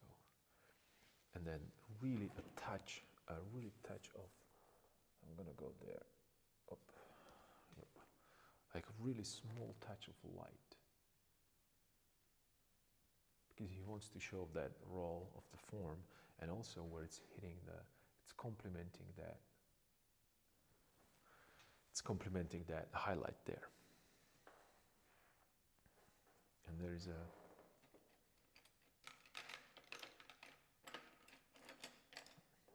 so I promise you to use one brush, but I'm using the small brush right now. So I'm going to stick with it and I'm going to clean it.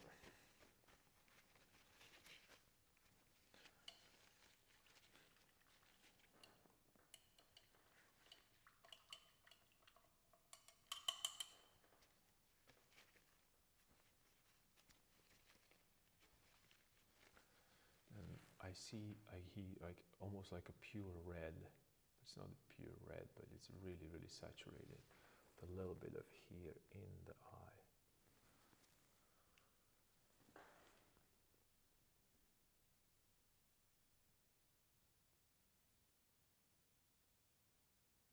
Which is the top lid, which is a bottom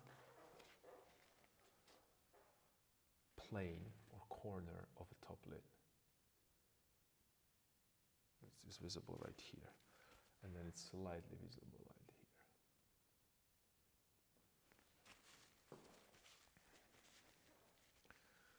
So he's trying to create it that you have a side plane, top plane, or side plane, front plane, side plane, and bottom plane right now. And the bottom plane is that.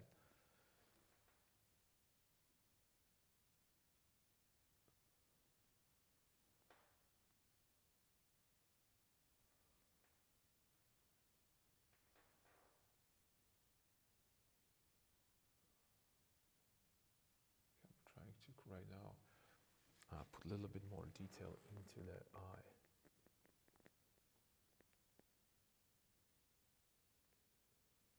I hope that I'm not in the camera.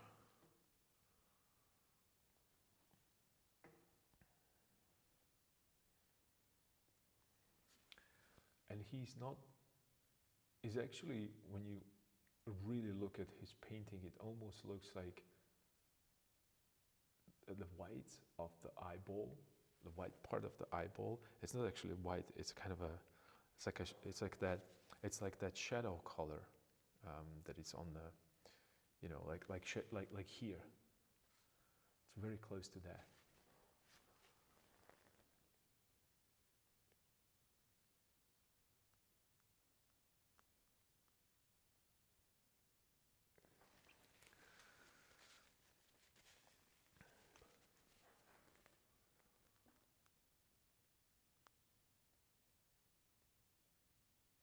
Right now I wipe the brush and I'm trying to get rid of the actual excess paint from there.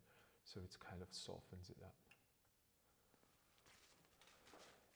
So I don't have a hard edge there because there's no reason for a hard edge there.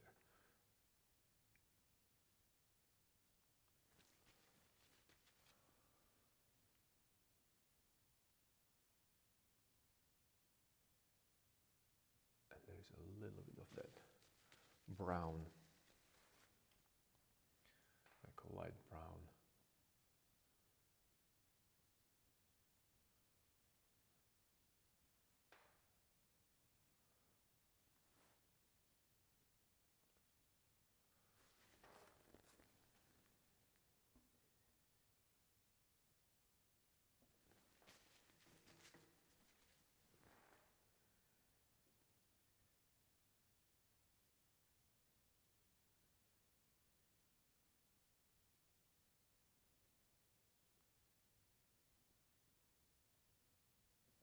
Soft values.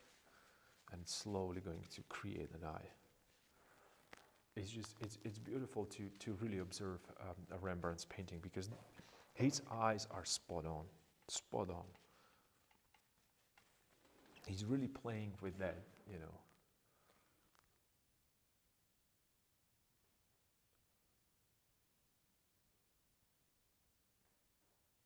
With that illusion. They're probably the only kind of like a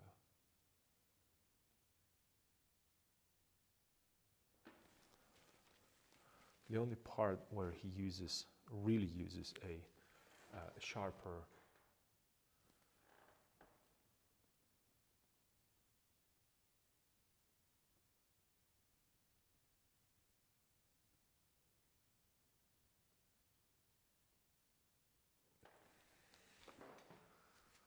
okay. This is, I hope it's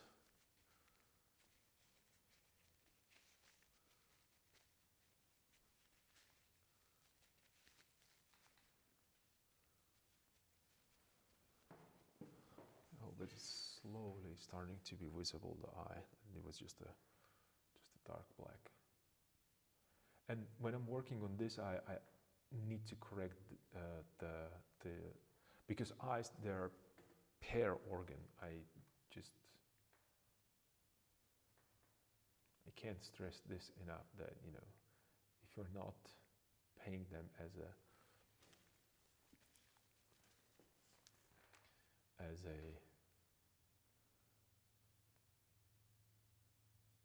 paired organ, you're missing out.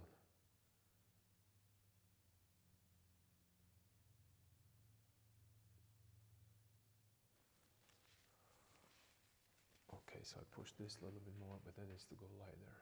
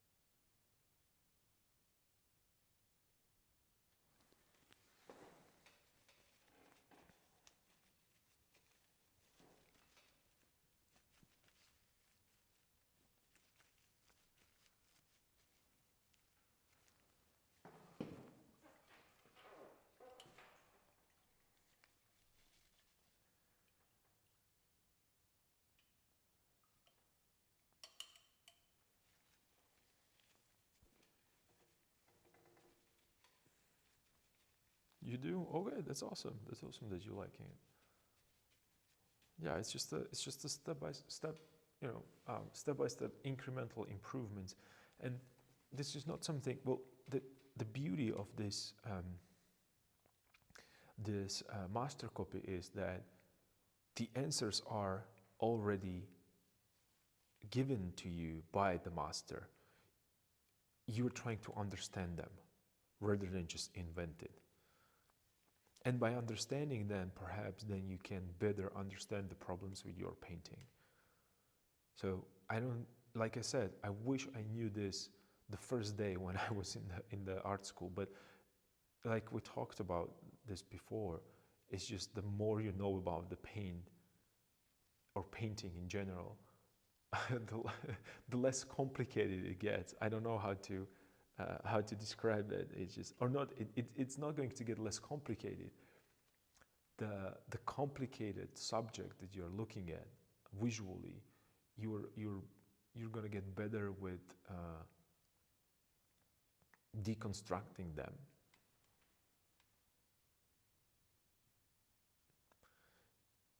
Here's the thing: you should do these studies, but hear me out.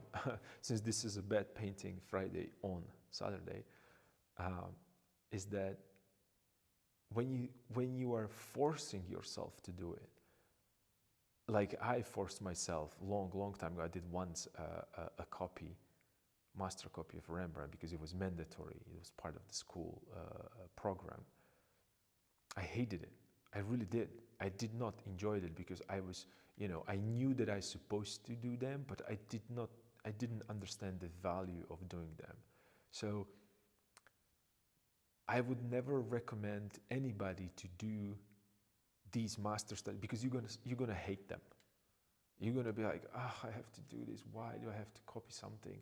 I want to paint these beautiful, large-scale paintings, only to realize that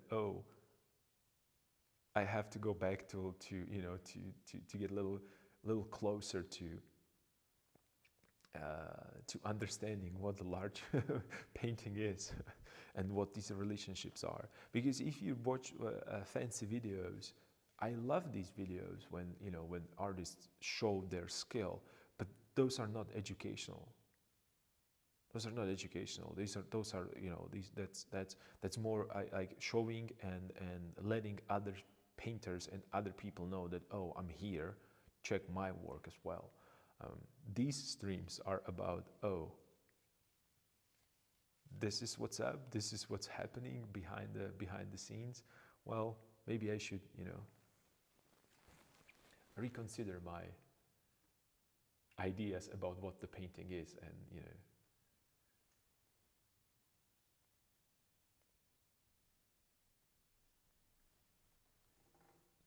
be a little bit more realistic. That's what I'm trying to say. With expectations about how much work do you need to put into this.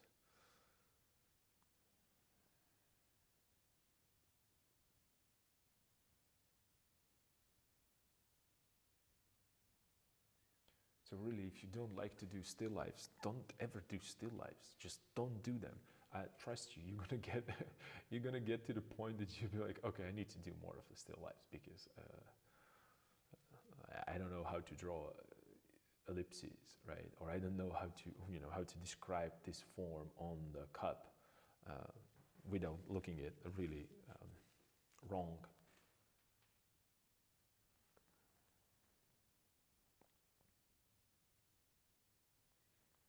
And these transitions that Rembrandt created, when you really look, I don't know if if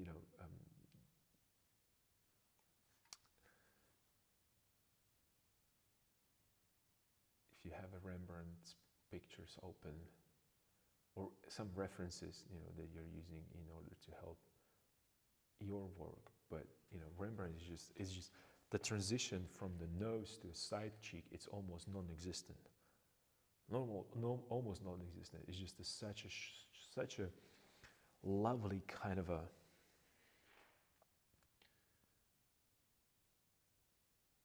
and that's why I consider him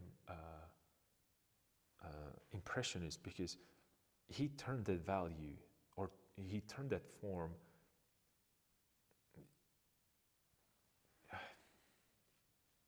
beautifully. I'm gonna say it beautifully. That's it.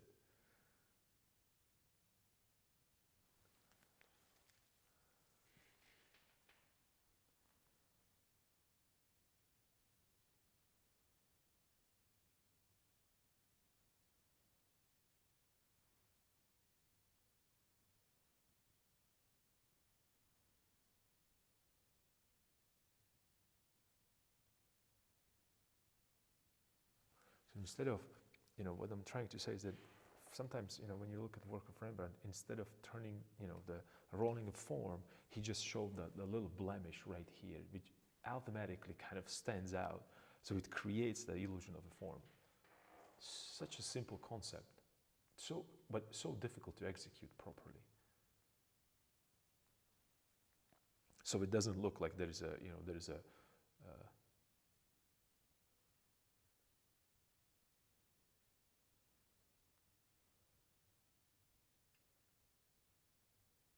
so it doesn't look like there is a red paint on the cheek, but rather just that, beautiful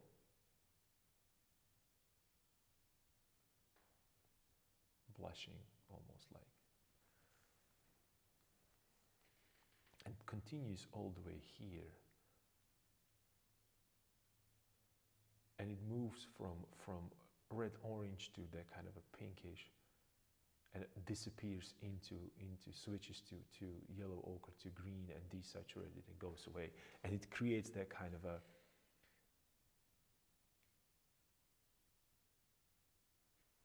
the form continues not with shifting values, but it almost feels like it's continues because of that pigment that he's choosing. It's I don't even know how to describe it. It's just, it's cool to observe.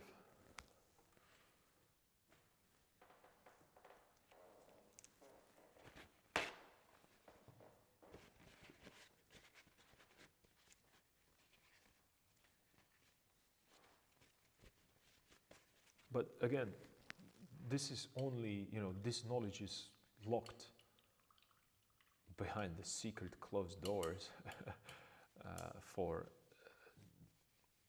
people that enjoy to look at paintings or go to museums. This information is more, from behind the scenes for painters to get better. I don't think that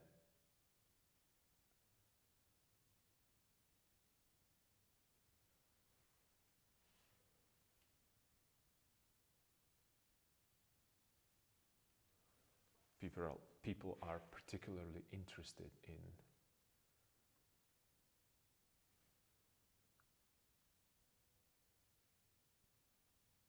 or not even interested. I don't think that they even notice this.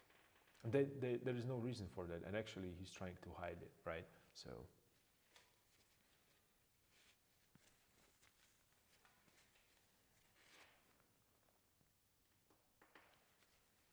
it feels like I have this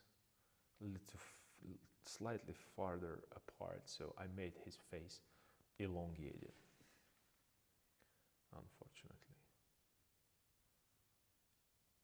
Slightly elongated. And that's something that, I attribute to when I was talking about the canvas.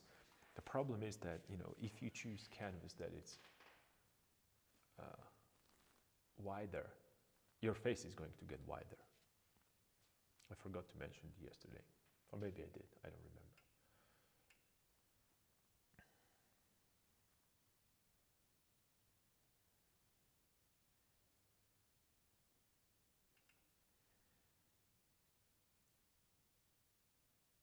So he's like there is a desaturated part right here, and there is a dot of red right here that shows kind of a different plane, but the same value.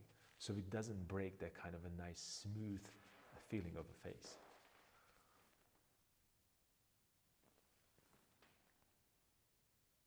Just Rembrandt at his best.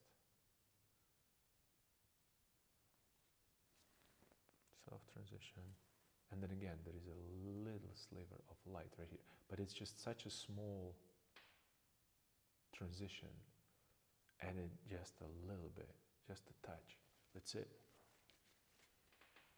And then it's kind of tapped into that and spread and soften and just really smooth to just dissolve into a background. So it doesn't jump out at you in the same power as the highlight should.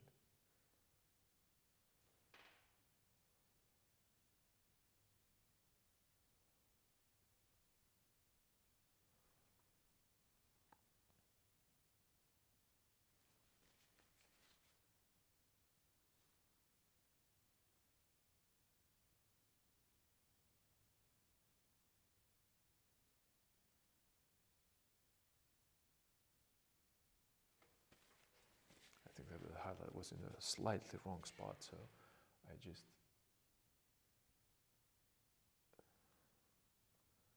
this is the form that is bigger right here. It's getting slightly this way. The tip of the nose. And then there is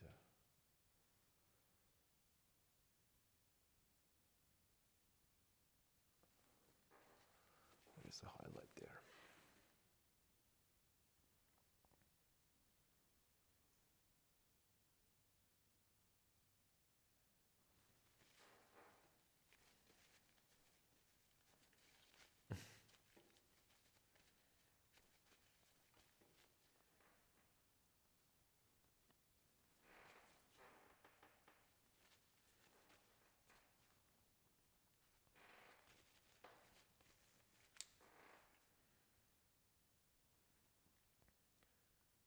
So I'm trying to correct that nose right now because it feels like I worked with that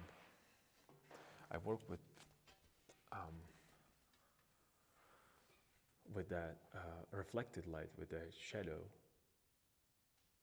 and that showed me a little bit more of that imperfection with symmetry.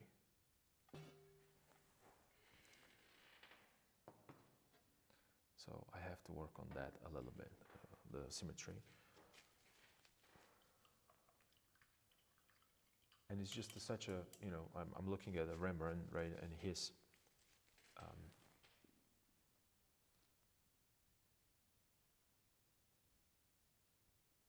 example, and it almost seemed like that's a problem with that, with the shape of the nostril.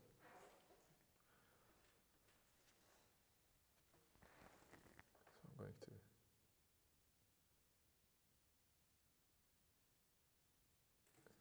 make it a little better. And this is such a small, tiny adjustment that you don't need to do more. And then also, I'm working on the, I'm simultaneously working with the eyes, mouth, and nose because I'm trying to correct that mistake that I made. And I don't know if it's a mistake. It's just a feeling that I have him a little less. He looks skinnier. That's what I'm trying to say. That he looks skinnier. So I'm going to correct the eye a little bit here. And there is that beautiful kind of a greenish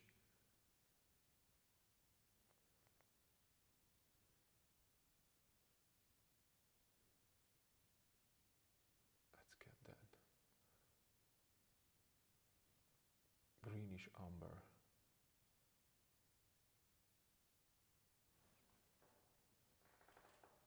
It's a little bit here as well, which creates that kind of the feeling that light is actually going through the iris.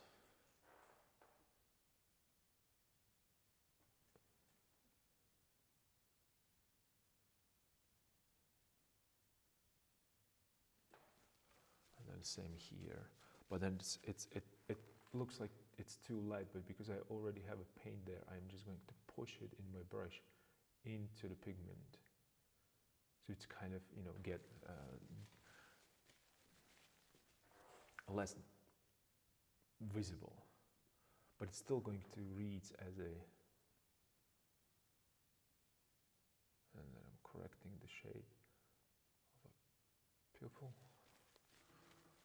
and the position as well, so it's not drooping down.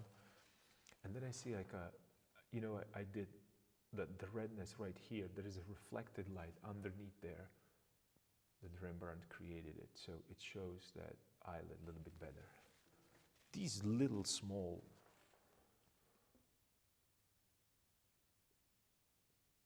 adjustments that he's doing, creating, and it needs to be really, really soft. It just giving you a hints about what is happening rather than complete answers.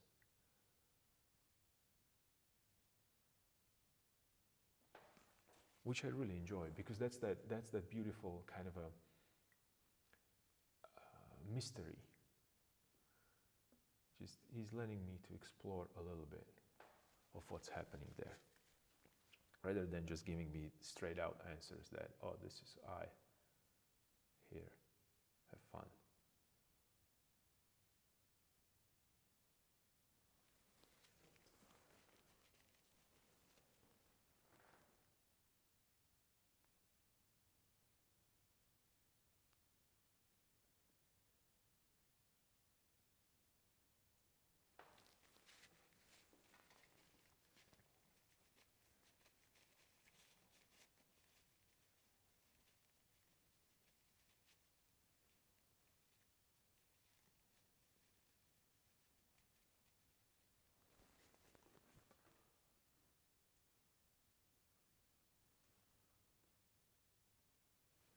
A little bit more here because I want to show the difference between,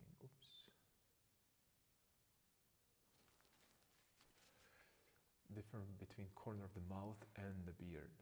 So this is going to be the corner of the mouth, and this is a beard. Okay, or beard. I'm sorry, mustache, like a little, kind of like a mustache, and then soft edge right here.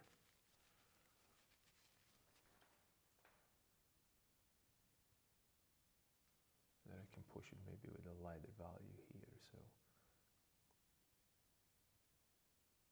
I create that feeling. And then maybe a little more of the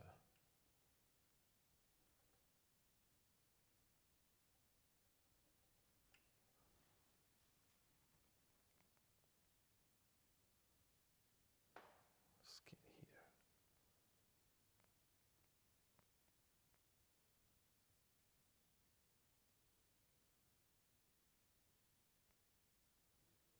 Soft transition.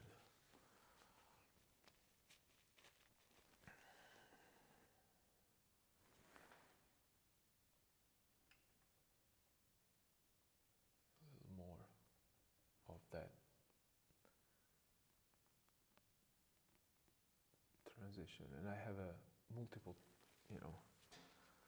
different pigments underneath laying, so it's just a. Okay, the other thing that might be, when I'm looking at it right now, is that I made this maybe too high, so perhaps that might be another problem. And let's hit it with a little bit of that lighter value that he created right here. Just to show off that.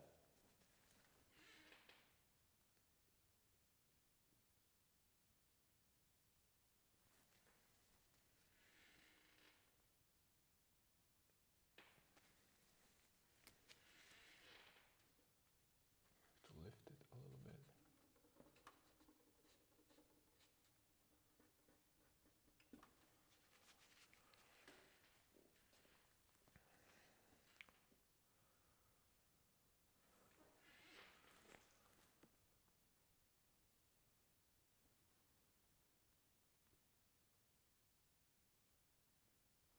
Correcting those nostrils. And I feel that it's like a more shadow up here. So I'm going to push it a little higher.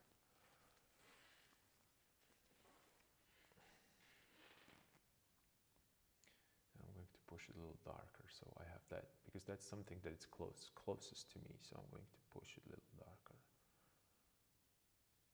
So there is a little bit more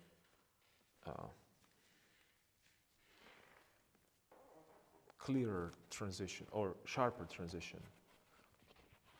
It's like a abrupt turn, and I'm going to use it again. I'm going to use that Terminator edge, and I'm going to make it instead of warm, I'm going to make it neutral gray. So you're going to still pick it up as a darker value, sharper transition, but you're not going to be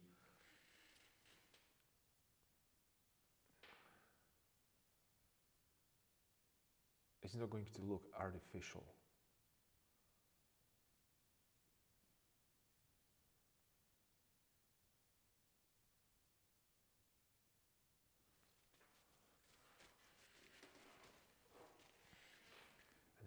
like a lighter value right here.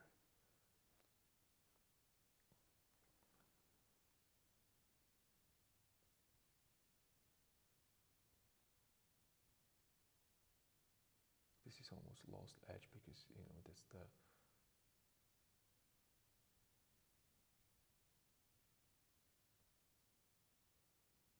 that nostril. Not nostril, I'm sorry, that side plane of the nose. So I went into those shadows and they still look transparent because I'm trying to keep it, you know, really, really saturated and thin compared to everything else around. And most importantly, a dark value. And you can see like how this transition on the nose goes into a lost edge. I mean, really, really lost edge.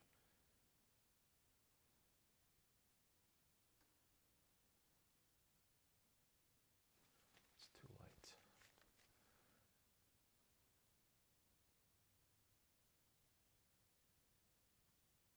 And I'm not just,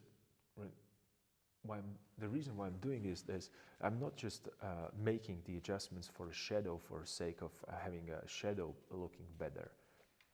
I'm trying to correct proportions. That's why I'm, you know, working with this, right? So it felt like the nose was, that the shadow for the nose was not really in the right spot.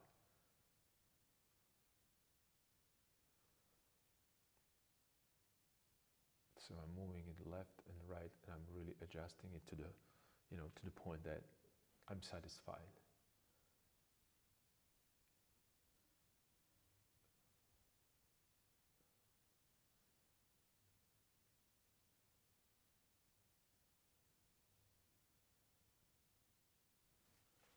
So I pushed it left, I pushed it right, I'm doing this, I'm doing that.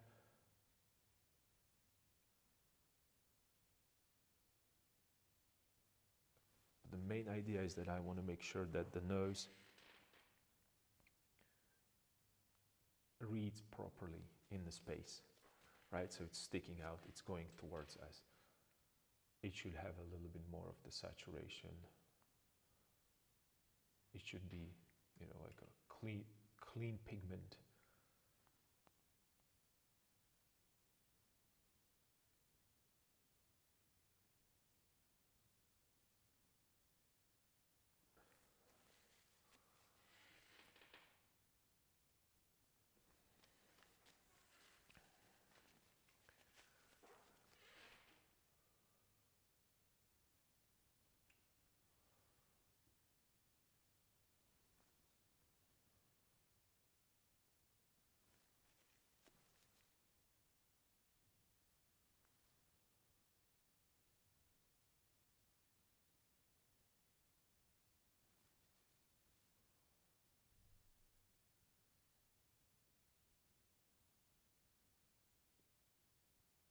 Like a specific kind of a nose situation there. It's like a, okay.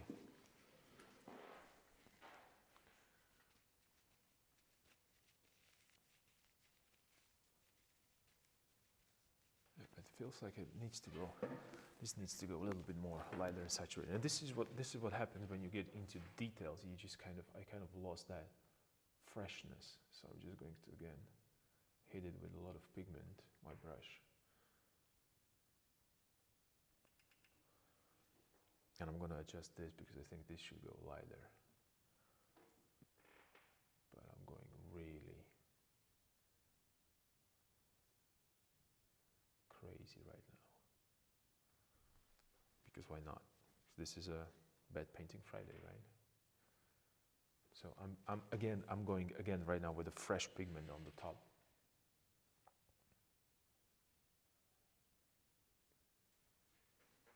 Because I felt that it's like it is desaturated, blended together too much. It's not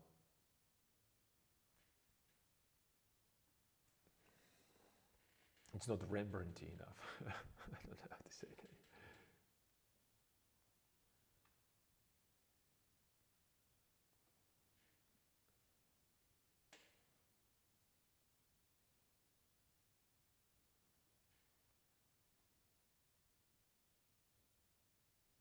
And again, just doing that picking and trying to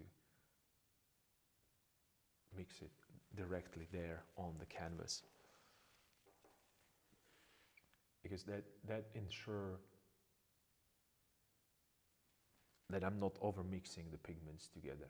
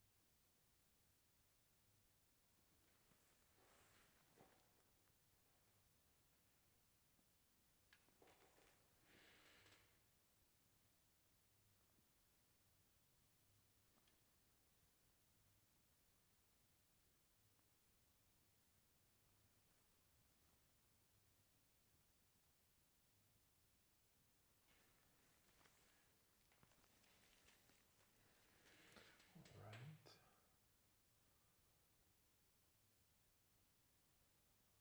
It's getting really cold here in the studio. I probably have to get a little bit more of a warm tea.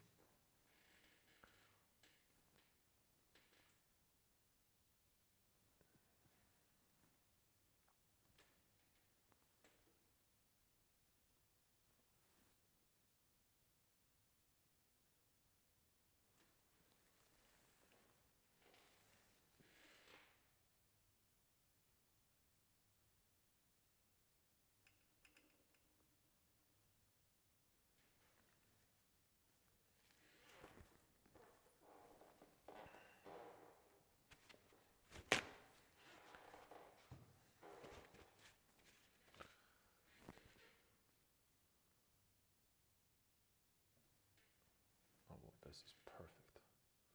Like this application into this semi-dry, or it's just so pleasurable, especially with the thick paint. And I know I was, correcting all the mistakes and little small things, and it got a little too carried away with value, and I forgot to think about the other stuff. So I'll just, when I corrected certain things, I can just destroy them again and then correct them again. And some of them I'm going to leave, some of them I'm going to adjust.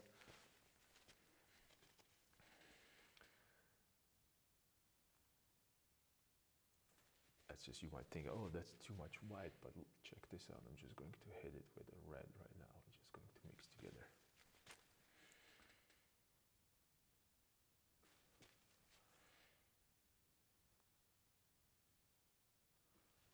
And then orange, and then white into it.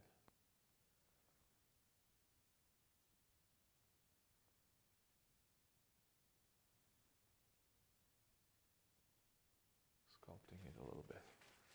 Okay, and I flattened it, but I looked at the shape properly. And right now, again, I can start adjusting it. And, I'm creating these textures, slightly differently.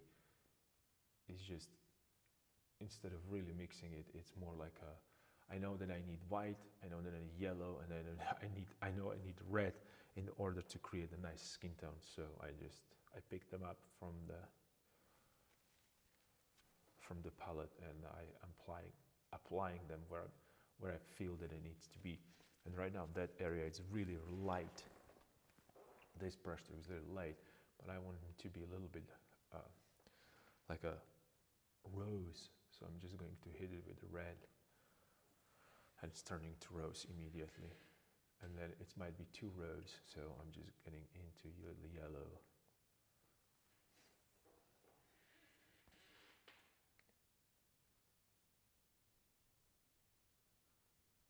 And I'm continuing with it here because there's a little lighter value right here.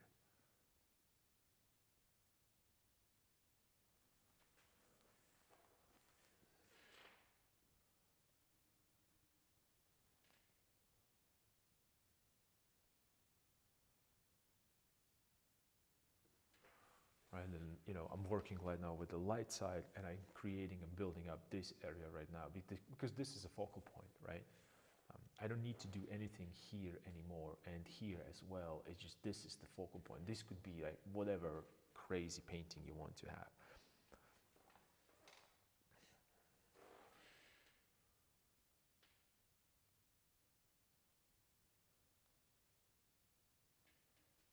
That redness into his cheek, that it's kind of pushed. It's just a pigment pushed into the other surrounding pigment that it's already on the canvas.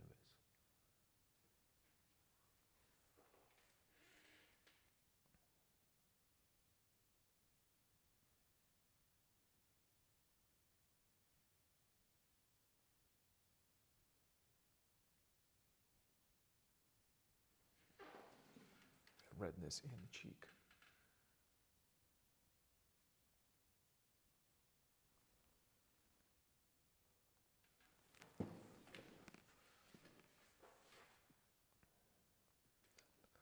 Slight redness in the nose right here.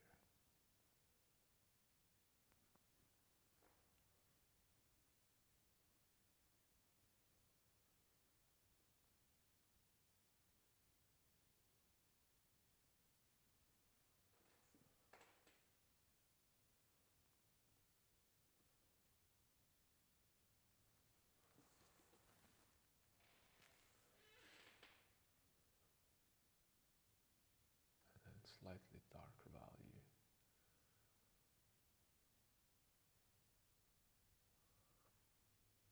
Right here.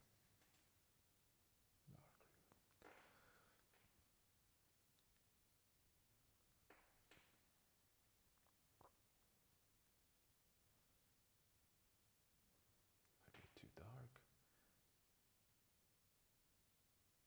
But never mind, I'm just having fun.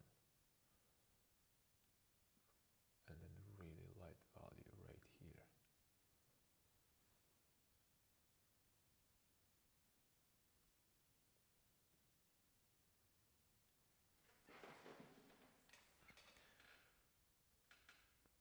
Sculpting the face a little bit, and it goes here. And instead of creating it like a line, that kind of that fold, I don't remember how it's called. It's because of the muscle and the skin. Because if you draw a line here or a shadow, it's just going to overpower everything.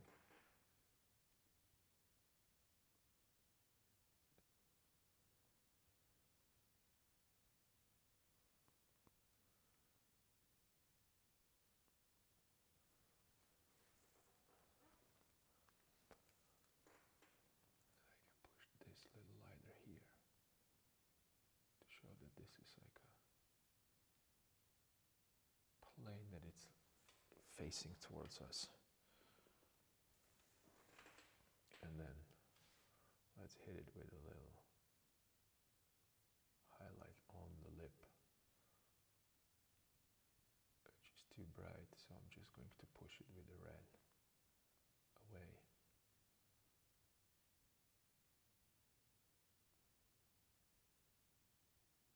And then try again.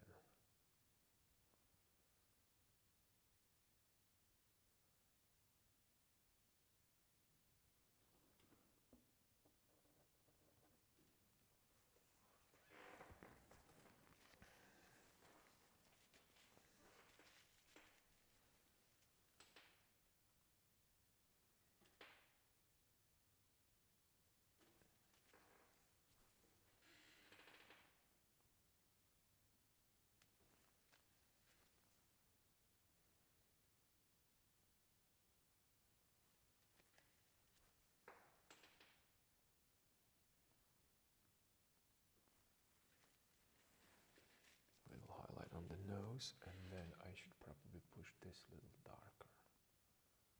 This area right here.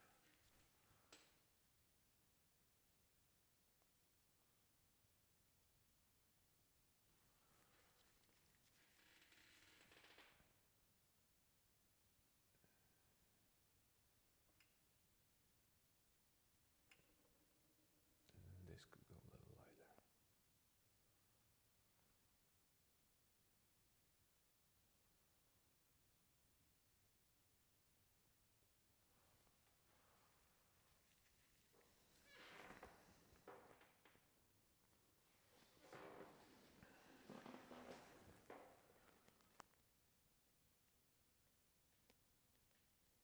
Yep. And then I should probably correct this a little bit more when I'm looking at it right now.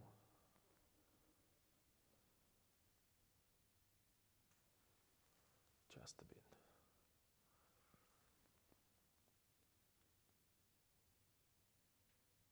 It's going this way, slightly like so.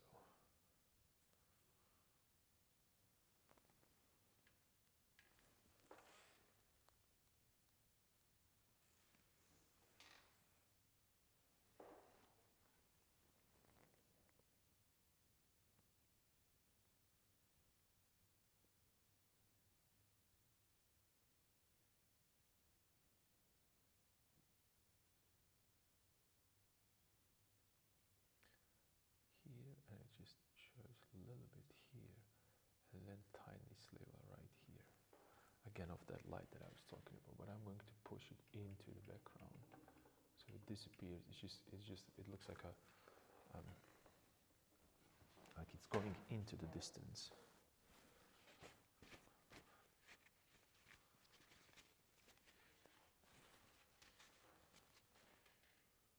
And then I'm just wiping away a little bit. And when I wiped away, there's just that transparency that's happening there. And that's cooling it down a little bit.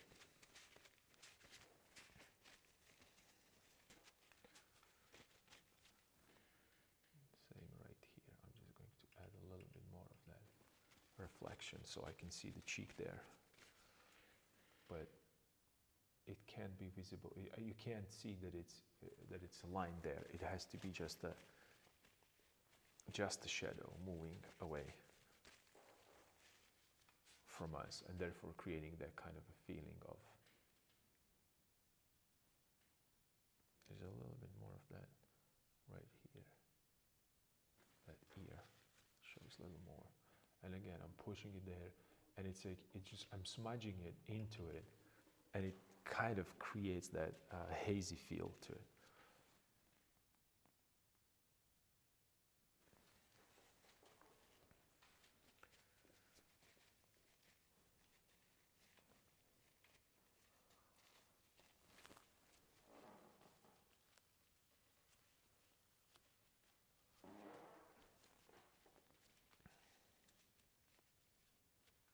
Yep.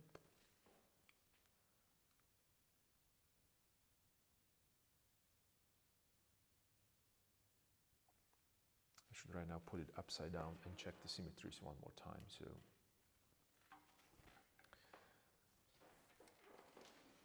So bear with me right now. This is going to sound.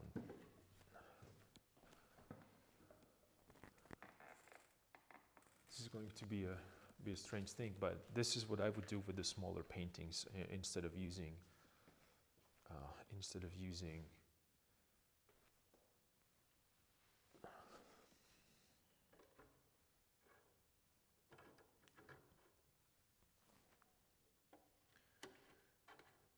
mirror, because it's better this way. I can correct it when it's upside down.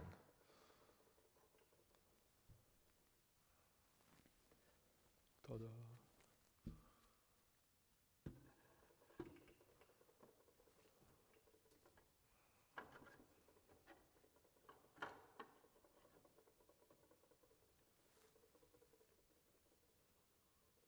I have to be careful with the pigments. I hope that I that I didn't actually destroyed everything. So let me check the symmetries right now. And occasionally I paint this way with this orientation because this really reveals a lot of, and that actually when you're looking at it right now on the screen, you can see the powerful effect of light, even though it's in the, it's kind of goes away, it kind of looks dark, but look how bright that is on the screen. It's actually, interestingly enough, it's brighter on the screen than what I see, because camera is trying to compensate for the darkness there. And similar effect happens with our eyes, but it's way sharper, way more precise. And if what ideal scenario would be right now, I would switch that. Well, not I would. I'm switching it, and I'm gonna turn upside down also the reference painting that I'm using as my reference in my studio, and that prevents me from painting face, but I'm going to be painting shapes only.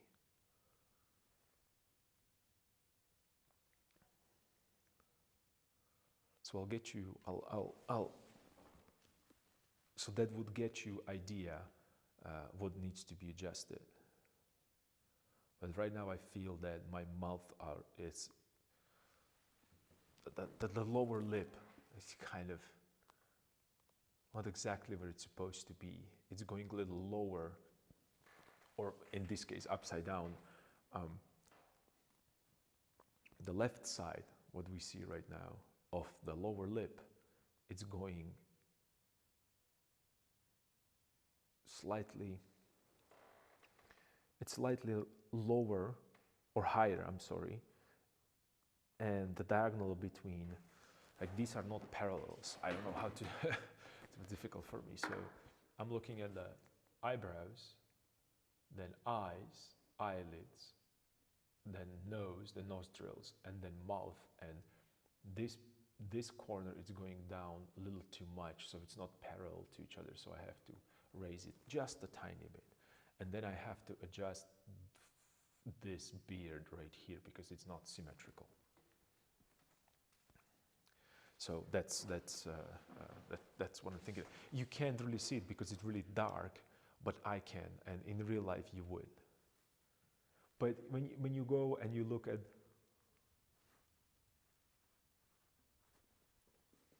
even the Rembrandt's painting, for the matter, then you can see that sometimes he has a difficulties with the symmetry, and not even difficulty. The question for me always was that did he actually, was he copying what he saw? Because we know that our faces are asymmetrical, or he just didn't care for perfect symmetries there. And you can even see right now how that sliver of the light on the color, how important that is. Just the kind of like that beautiful touch, the kind of give you one more area to look at.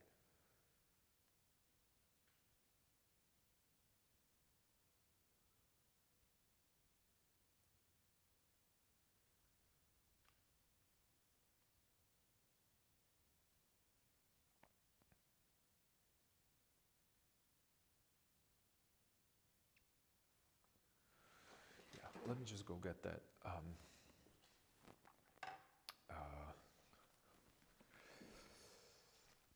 Warm tea, and I'll be right back. Just give me a second.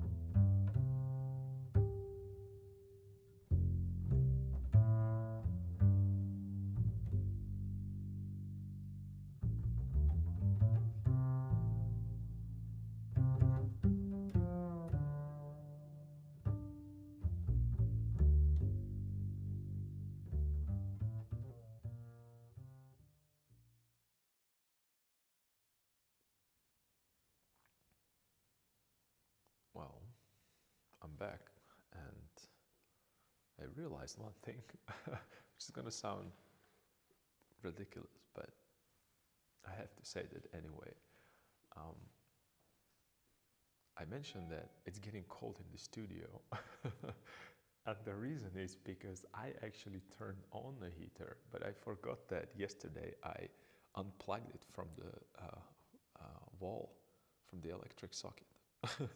So it's freezing cold here, and since I was painting, you know, like when you're focusing on something very, very much that you don't, you know, you're not paying attention to anything around you. You don't pay attention that you're hungry. You don't feel, you don't feel that you're cold. You know that feeling. I'm pretty sure that you know, all of you know the feeling. So it's really freezing here in the studio. I'm so dumb. And sometimes, you know, I surprise myself how dumb I can get. Yeah, I could burn an extra calories. That would be awesome. But you know, remember that I was sick, and I felt immediately, oh, something is wrong. You know, you have that how do you call it? That kind of a did you shiver? Yeah, yeah. I'm just, you know, like I said, sometimes I really, you know, sometimes I really surprise myself with how dumb I can get. I mean, this is just, you know, that shows everybody that no matter how old you are, you're still gonna, you know, behave like a child. Sometimes.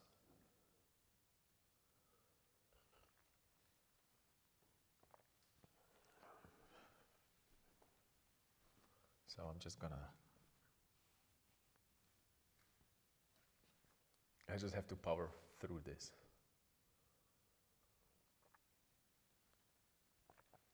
Anyway, enough about my incompetence when it comes to uh, living properly. Um, yeah, let's just blame it on art. That's yeah. Let's blame it on art. Let's just blame it on Rembrandt. Let's be specific. Let's just.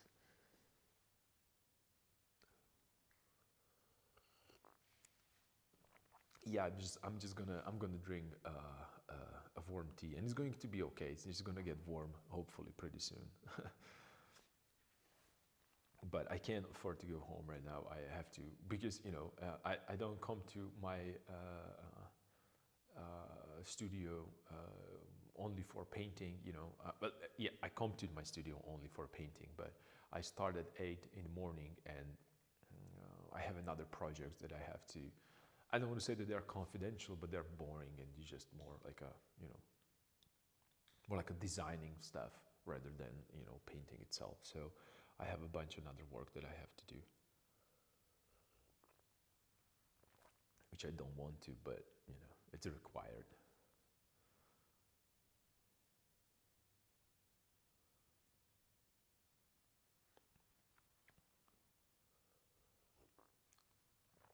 And then you know like sometimes, not sometimes, I prefer painting more and more these days. I don't remember the last time when I was so excited about painting.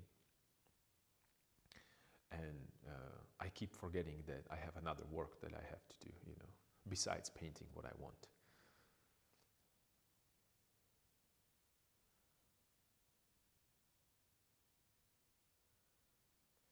Well, I don't think that more than 6 hours of painting per day is necessary because it's the same with the exercise. Your body, your brain, and the painting itself needs to rest a little bit. And uh, my my recommendation would be just you know having multiple paintings. You know, I have a. You can see like even maybe it's going to be visible right now. I have another painting behind. You know, you can't see it well, but there is another painting behind that I have right here. I have like a small sketches of myself that I have on the side that I can work on. You know, if I want to work on self-portrait. I have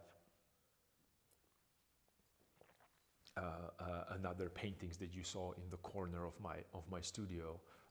So when I get tired, because most of the time I'm not tired physically, but I'm tired of painting the same subject over and over again. That's probably what's the most kind of a, the and I, how would I put this? I know that it's not necessarily that the best suggestion for anybody here, but in my case, it's that really, if I'm interested in what I'm doing, it's way easier for me to continue working on it. And if I feel that I'm working on this only because it's the kind of a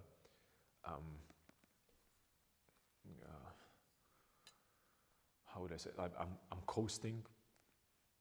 That's what tires me, because I'm trying to push it forward against my will. Would that be, I don't know if that makes sense.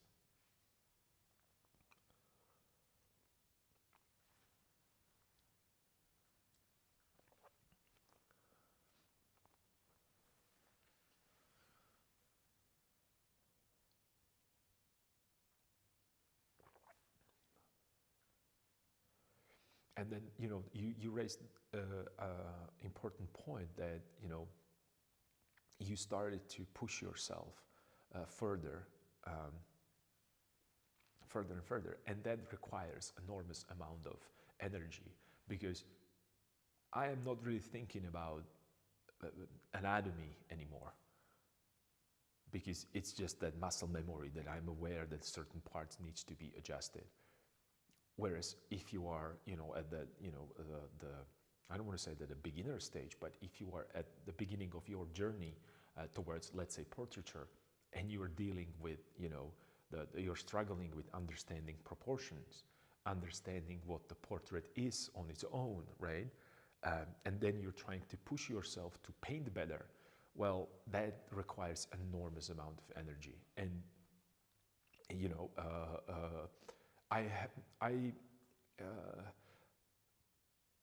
with my private students, I talked about this a lot in terms of that, how would I put this? That, let's say, English is my second language, and I remember at the beginning having a short conversation about, hi, how are you? I'm fine, how are you doing? Was extremely, I can't even describe it, how difficult it was physically. Like, the whole body was so tense, and I spent, or I gave it my best. The whole energy went into those 3 sentences, and I felt like after a marathon. I used to come home so tired out of doing what? Talking in English as a second language school. And these were primitive conversations. I remember reading one page in English was just, I literally needed a weekend off from work, from everywhere, to recover from one page. And that's what was happening with painting then. That there were so many things that I had to take into consideration with every brushstroke, and it was extremely tiring. And right now I paint. I know, well,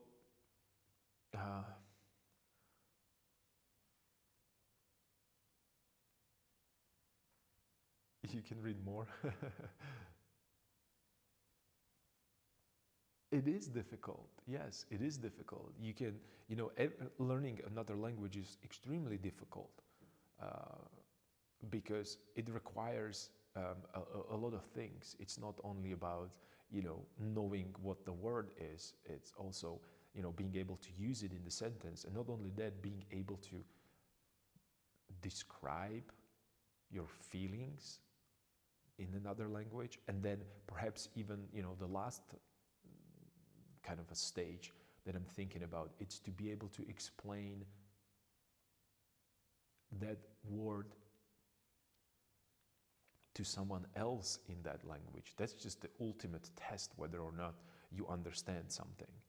And same goes for painting. Like if you're struggling with the medium, let's say that you don't know what happens when you mix the yellow ochre with, I don't know, that vermilion. I mean, you're gonna spend a lot of time by mixing.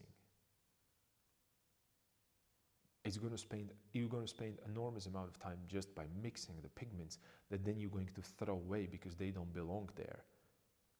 And then you unlock that, another level that, okay, I don't care what they're going to do, these pigments. So I know that I need yellow, I know that I need vermilion, and I know that I need white.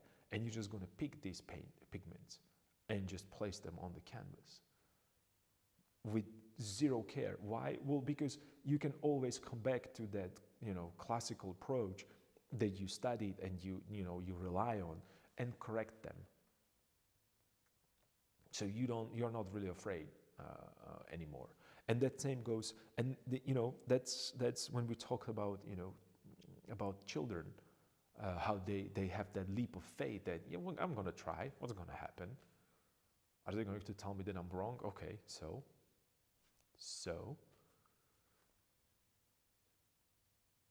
And it's unfortunate that we don't have more of painting or music or dancing classes in school, that we just completely get rid of them.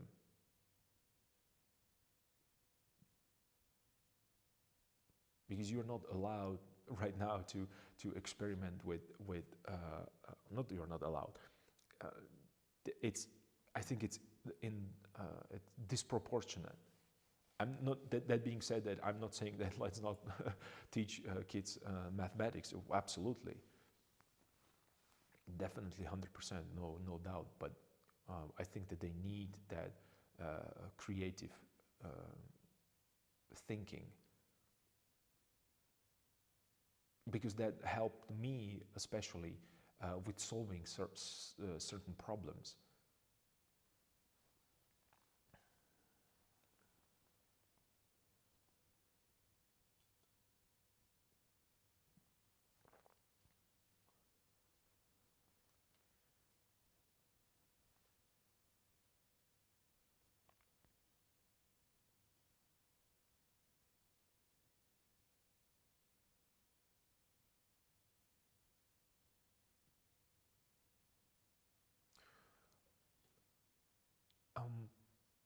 Well,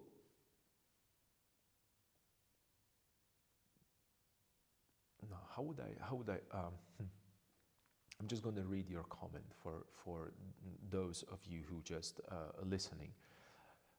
My high school did have traditional painting, but for some reason I was more interested in commercial art. Kind of regret it now, but the teacher was good. Taught a few fundamentals I can carry over to art. Well, you shouldn't regret it. It's okay, because there is, well, I can't really think about, not think about, I can't, at one point how would I say this? I can't change what happened in the past. I can't go back and choose another option. So I consider options that I chose the best. That's what I have to say about this. This is my excuse for doing things wrong. But again, you remember we talked about that painting, and painting being, in my case, 95%. I adjusted that idea that these are not mistakes, but these are more theories that I'm putting into practice, and I'm testing whether or not they work. Same goes with life. You tested it, and right now you should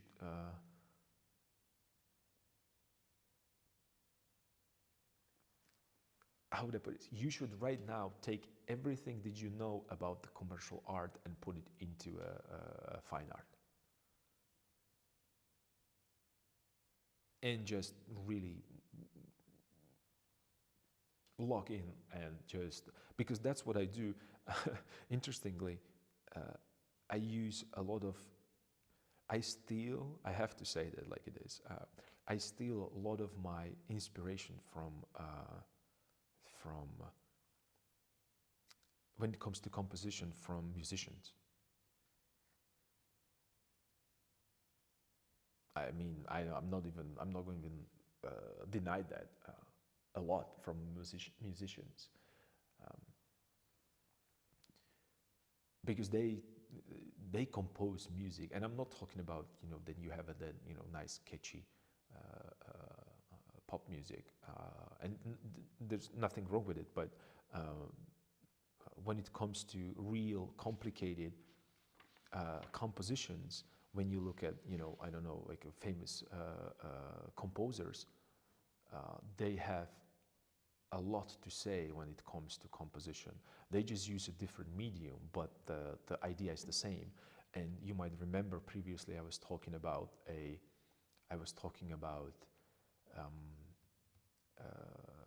Ilya Repin and Mussorgsky and Tolstoy being friends, hanging out together. Because, you know, the ideas that they, you know, the discourse that was between them was, in my opinion, this is strictly, again, this is just me saying what I think, and you are not more than welcome to disagree.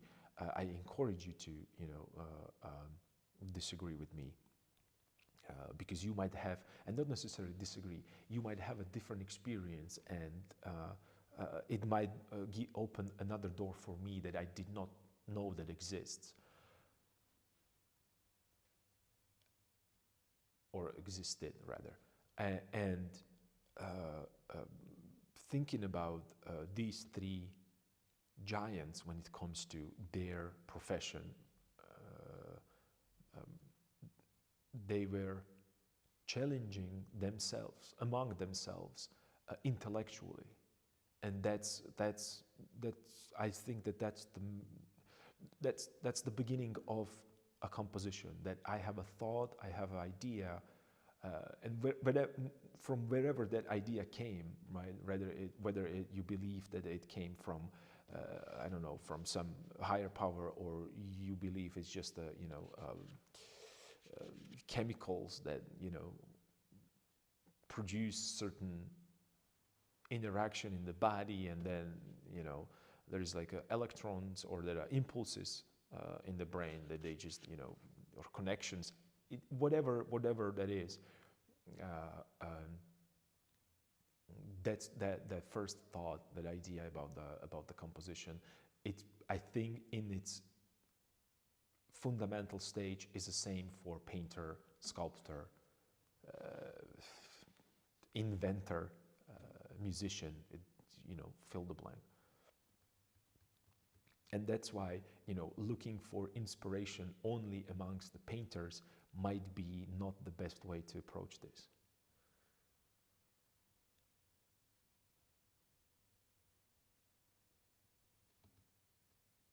Or not the best way to approach this. I think that it's more that you're putting boundaries. I'm taking that back. Not putting boundaries. You are restraining yourself. That would be probably a better. Because you know, as a professional, I don't know, like a musician, you probably have to be. Not probably. I think that you have to be open to everything that is around you.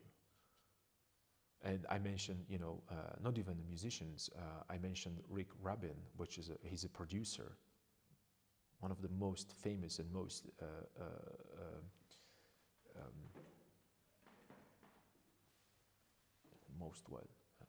recognizable producer.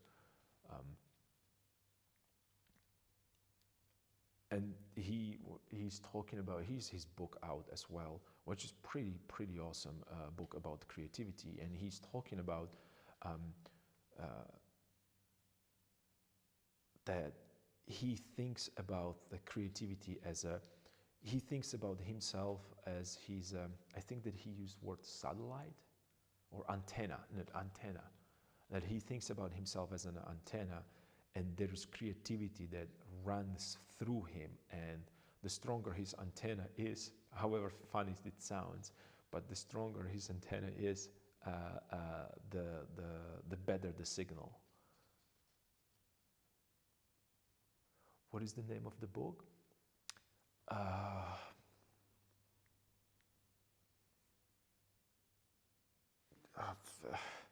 Let me Google that for you, because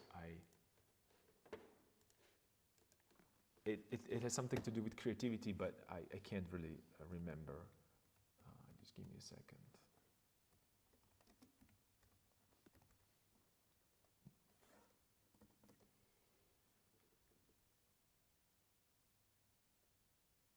The Creative Act, it's the name. I'm just going to type it into a chat.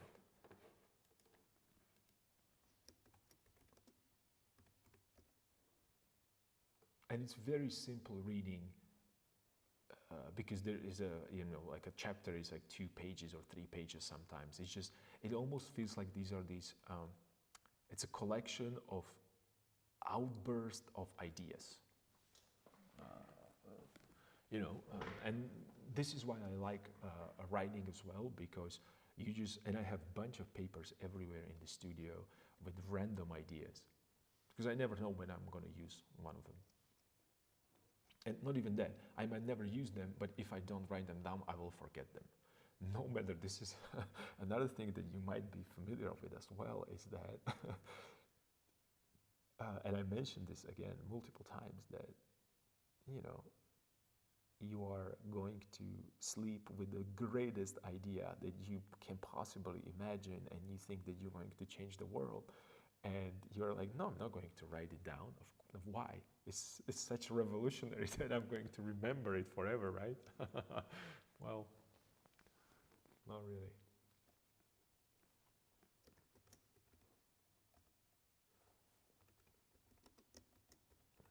Creative Act. Rick Rubin.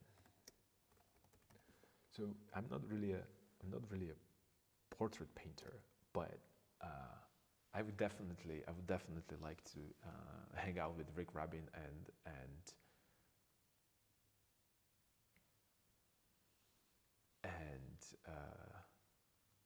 make his portrait.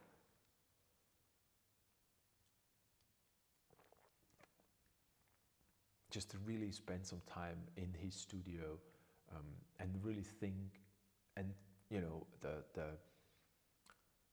explore that creative mind, because like I said, it doesn't really matter the creativity, whether it's writing or playing an instrument, or painting, or sculpting, or pottery for that matter, or architecture.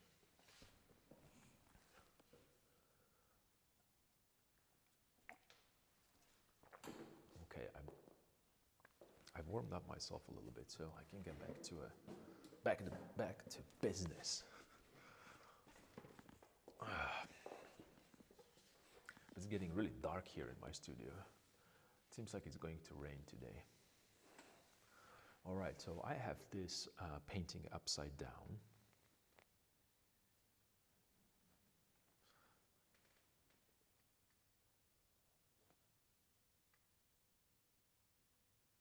Oh, it's on your want to read list? Okay, that's awesome. That's awesome. I mean, it's just, I don't know. I've been a fan of Rick Rubin since he worked with Red Hot Chili Peppers on their album. It's long. The first time I heard that album, I was just, who is this guy that produced that? And it's just Rick Rubin.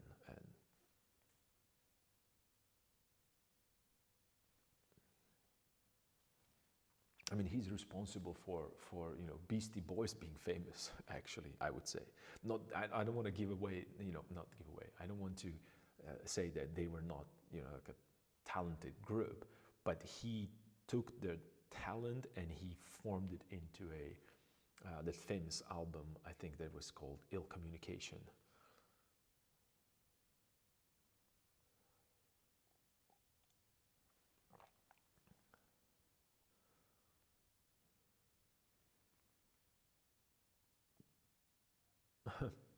Should I call the sun back? I don't think that sun wants to get back. It's just chilling behind the clouds. A little,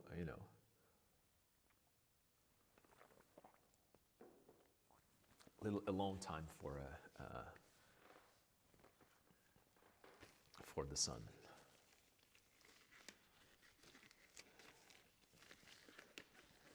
Okay, glove is back on, so you know what that means. It's business time.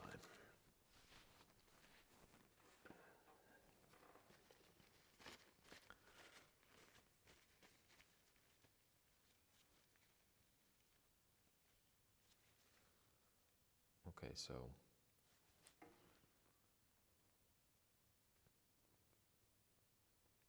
I'm going to put my reference as well upside down, and I'm going to look at it and compare it. Do you know what? It's also, well, put it upside down, and it's also kind of crooked in Rembrandt's painting as well. Interesting. But it feels like he has a little bit more space between the mouth and the nose. So mouth should be a little mouth should go a little lower. So instead of redrawing the mouth, I'm just going to push this value a little lighter right here.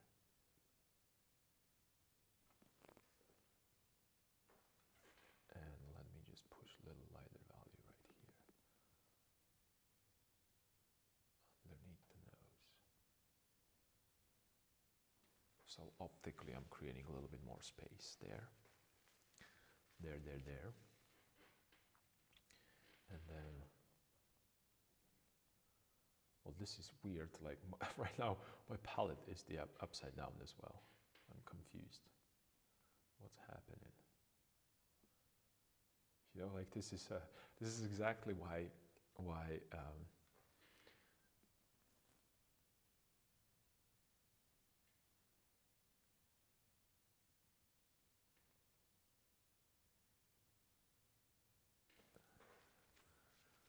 and maybe if I move this corner a little lower, that would solve the problem. See, so let me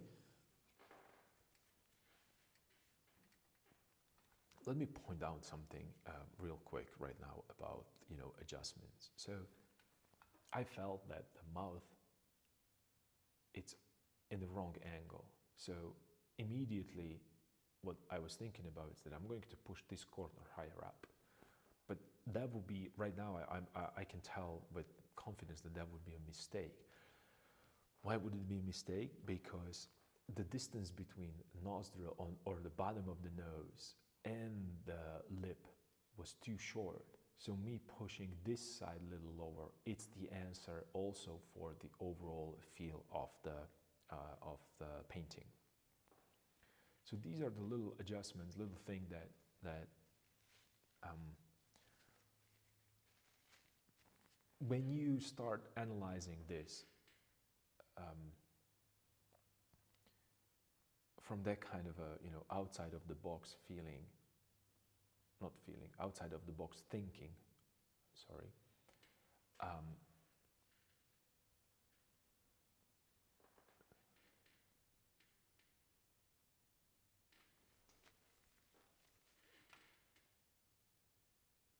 save you a lot of frustration down to the road. Because I would push this higher, I would reorganize then, I would push this higher, then I would push the cheek, and then I would straighten it up, and I realized that, oh, but my mouth needs to go 2-3 millimeters lower. Well, that would destroy my day. Trust me. How do I know that? Well, this is not my first rodeo. Fortunately, I don't know how to say that. Right, so, and that will give me more space here, then I can go a little bit more into these areas right here to make him look a little wider. And that would also solve that problem that I felt that he's a little too skinny. Because I think that there was another problem. I need to push a little bit more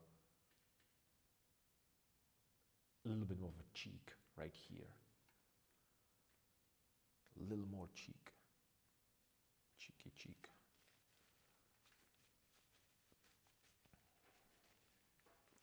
So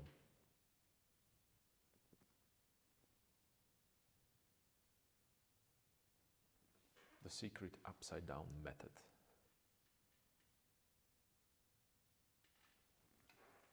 Secret, I don't know if it's secret, but you know what I mean.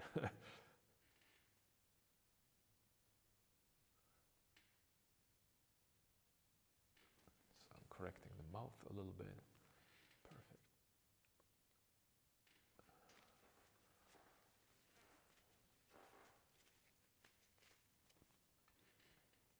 And there is a little like a, so Rembrandt shows this, that it goes here, but then he stops midpoint because then he connects the beard into it, so it's kind of like disappears. And it gives you the idea that, oh, this is the edge of the face, just to, you know, make it symmetrical, a little bit symmetrical.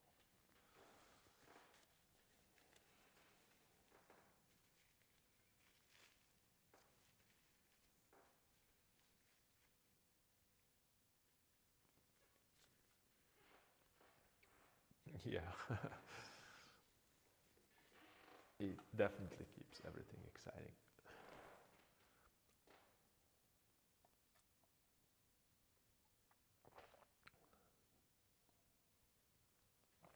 And then also another problem why that face looks too skinny is that, again, you remember I talked about this, that if something feels elongated or longer, the answer is perhaps not shortening it, but maybe widening it. And if you make it wider, automatically overall feel of this is going to change.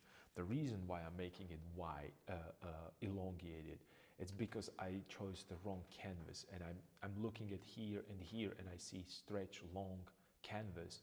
So I'm trying to fit it into a page because I'm looking on the negative space, and it kind of bothers me a lot that maybe it happened to you, but maybe not. But if you have it happens to me multiple times. When I have a canvas that has same sides, that means that it's like a square, I made faces thicker because I'm trying to fit to that page. And when I have it, you know, a little bit more vertical, so it's elongated, I make the faces elongated as well. There is, for my brain, somehow there is a kind of a nice natural distance between corner and the face, compositionally, right? And that kind of a balance. So instead of me painting the portrait as I supposed to, I'm still trying to fit it into a page nicely, which is really, really, really difficult for me, especially when you are a portrait painter. I'm not a portrait painter, but if you want to be a portrait painter, you have to be aware of these little biases. I'm going to call them biases. So this needs to go a little bit more out. And again, Rembrandt is doing the same thing. What happened here, that he kind of shows you that this is the edge, but it's not going to draw it completely around. You're just going to connect it yourself through the beard. And the same thing is happening here. He's not going to, you know, paint the whole forehead there, but he's going to give you enough information here so you can compare that with visually. Your brain will do it automatically for you. You don't need to even think about it. And then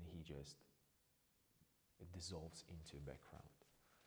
And again, I was pushing this a little bit more towards here, and that was straightening him up, but he needs to be under the angle. And I see these things right now because I am not looking at the portrait, I'm looking at the shape only.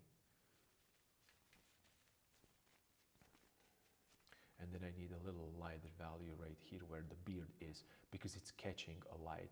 That's the continuous idea. And then I think that this eyebrow should be a little bit more raised. Same for this, the angle. Not raised, but let me show you what I mean. Like this goes a little, there's a lighter value right here, which kind of pushes it down with the diagonal. He's creating diagonal with eyebrows. It's just Rembrandt. You know, he can do it. He can do whatever he wants. If I try to compose the eyebrow under the angle, that would be just disaster.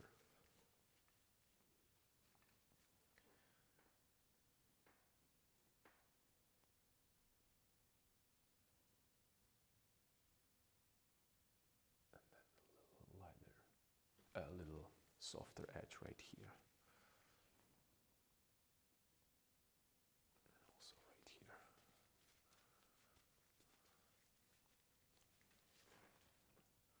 So I'm going to push this a little lower as well.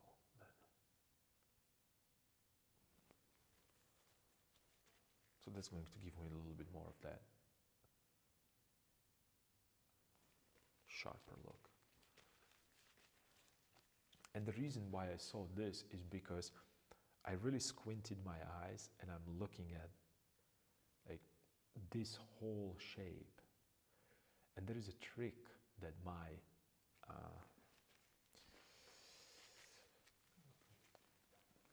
Karl Dobsky, he's a painter. He's located in California. He used to be in California when I was there, in San Francisco, I believe, first, and then he moved to LA, and I don't know if he's still in LA or moved somewhere else. And he showed me a little trick with shape recognition. I don't know where he get it from. I don't think that it was his idea. I think that he mentioned that he saw it somewhere, or someone, or read about it somewhere rather. And like when you squint your eyes, and he told me when you squint your eyes and you divide the light and the dark, in order to hit that shape properly, like really, really, really accurately, try to imagine what that shape represents. And I was like, what do you mean? And he's like, okay, so like when you, it's like the game about with clouds. Like you're looking at the clouds and you have to see an animal. So he was like, okay, so I see, let's say giraffe. It's not a giraffe, but or let's find out what this is. What animal would this be?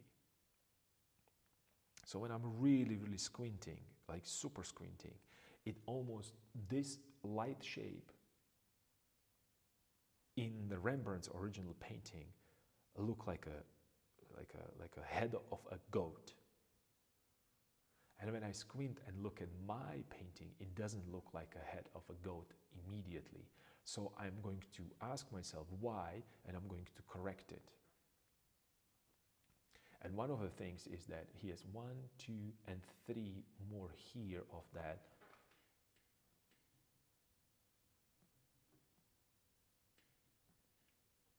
It goes more like this. This is where the third one is. And then this is way straighter here. I'm pushing it way too much. So I'm going to correct this area a little bit. And it was so useful, and I'm using it till today. Even right now, and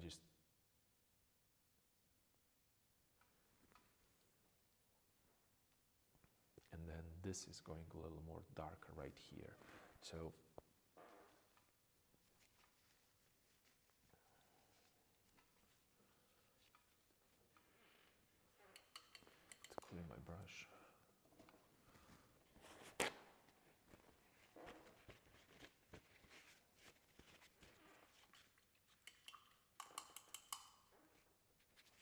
And it's really interesting when you think about them, when you really think about these.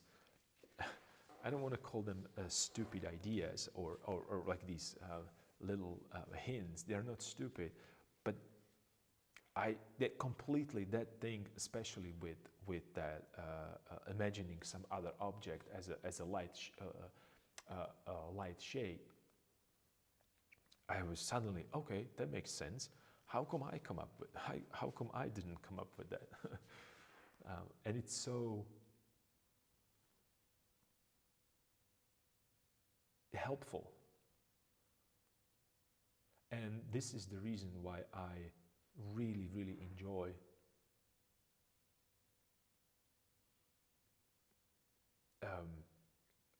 studying, or not studying, yes, but why I enjoy other painters. Even the ones that I don't like their art, because they might have something there that will help me to get to where I want to be. And then we have a little small here, and then it's going there. You know, like I am not a fan of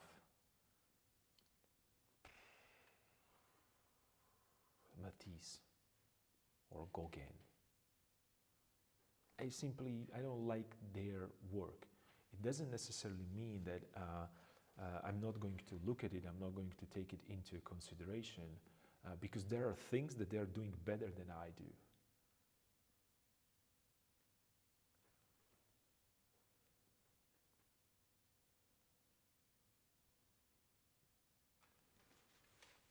So I'm correcting the hair a little bit, and I'm squinting and I'm seeing 1, 2, like a 3, kind of like a 3 waves. They're repeating each other.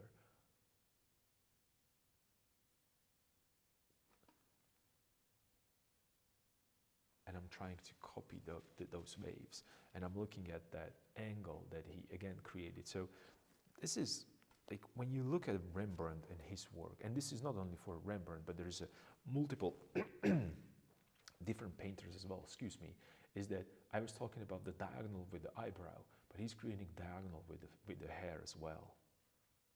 And the diagonal with the beard, and the diagonal with the background. So you don't even know how much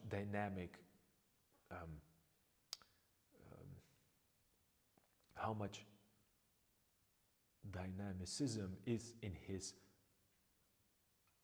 just straightforward portrait in the center part of centralized or upper centralized portrait that he created. He just put object into a very mundane, very, very million times seen position of a portrait, but he's doing everything else around it to make it more dynamic without you even noticing that. Oh, that's extremely exciting to look at. And that's why sometimes, when you like something, you can't describe why. That's what Rembrandt is doing, what's playing with that idea that, oh, I'm just going to hit you hard with something that you cannot explain how did it happen.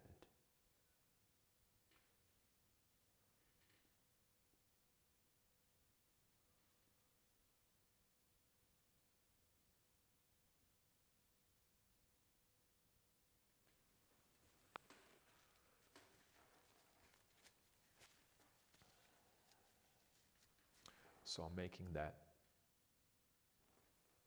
adjustment.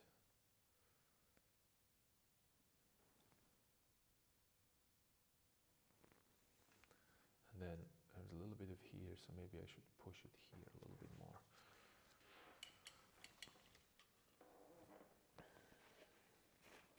And this is a testament of how important and how remarkable understanding composition is. And not only understanding, but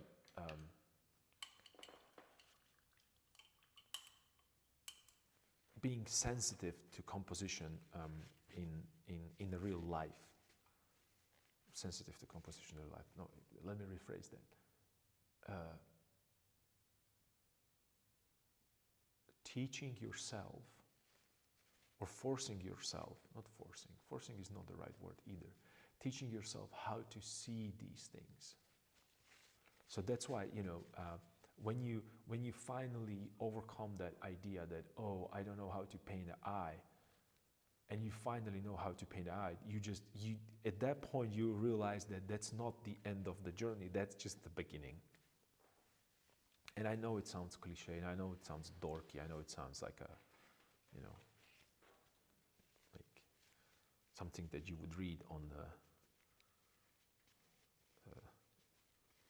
birthday card that you bought in one of the chain big stores, but these are cheesy for a reason. These sayings or these observations are cheesy for saying because they're true.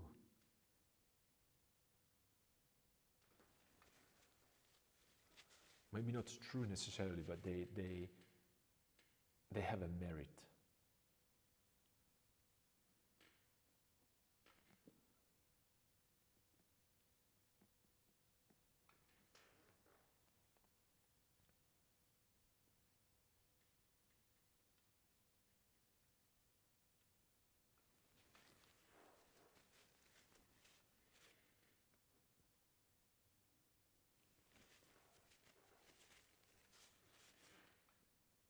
Let's get a little lighter here, and let's push that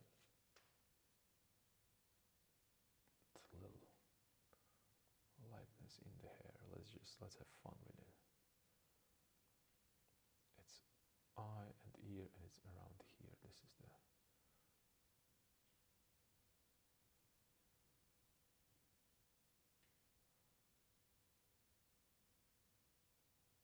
is where the hair gets into the kind of a lighter stage.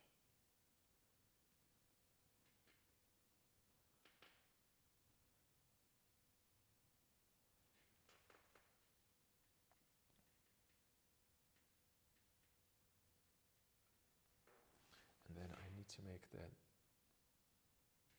beard a little lighter right here.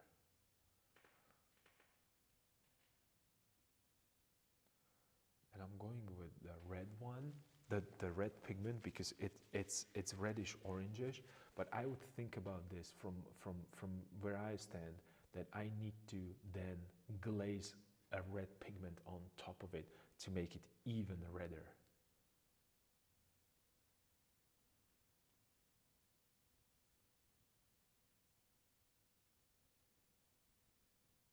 This is a beard, it's go all the way here, because I'm thinking about light right now rather than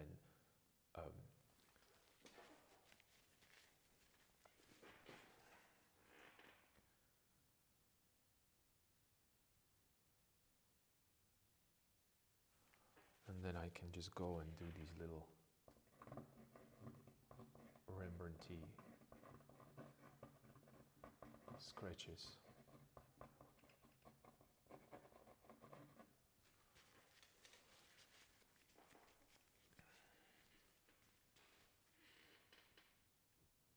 And it looks out of the place, the red pigment there. And I agree with you, I totally agree, but hear me out. If I right now go there with,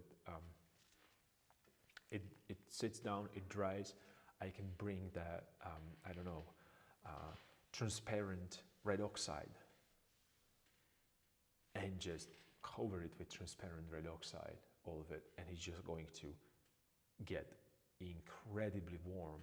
And then I can wipe a little pieces of that light there, and you're going to have that kind of a coherent feel to it. If you're trying to replicate Rembrandt, right? The feeling of a Rembrandt.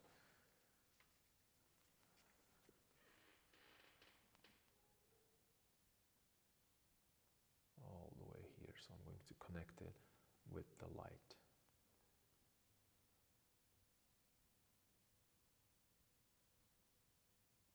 A little bit of orange there, because I want to push this diagonal right now, right? So he has a diagonal that goes this way, and then diagonal that goes this way. That's the reason why that head is tilted slightly.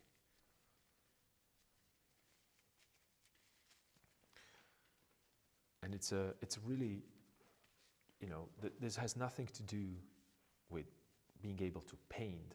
This has everything to do with being able to see and recognize these things, which I think is that next stage when you're done with being so precious with the drawing and painting, with the drawing and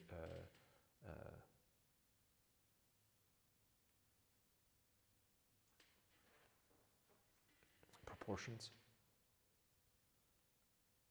and the kind of a security of a line drawing that's going to get you out of the problems.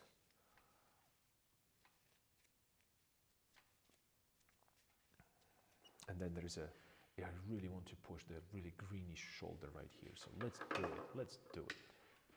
Let's have fun. So it's like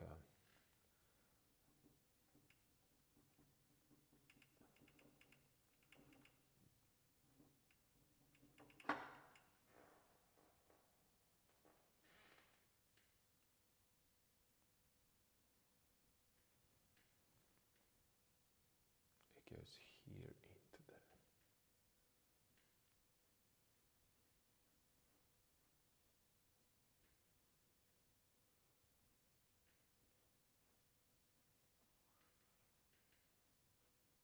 Because it feels that this is, and I need that diagonal that goes this way to push it a little bit more compositionally.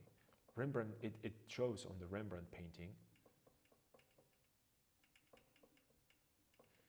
100% is just and maybe make it a little.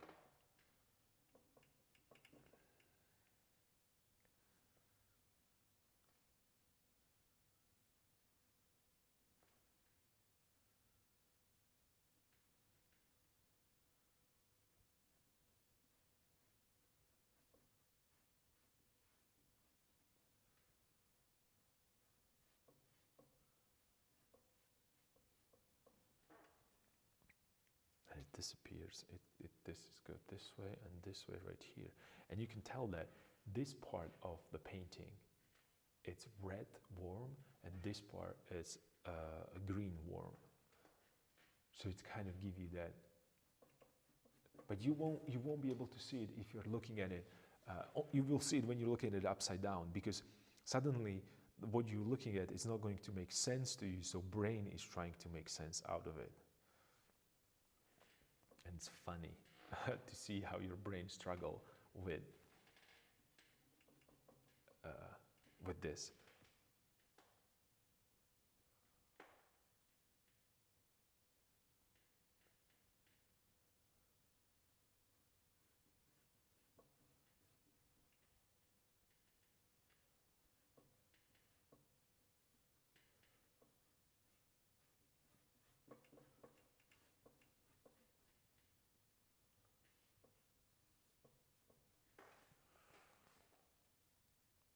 Just a little bit.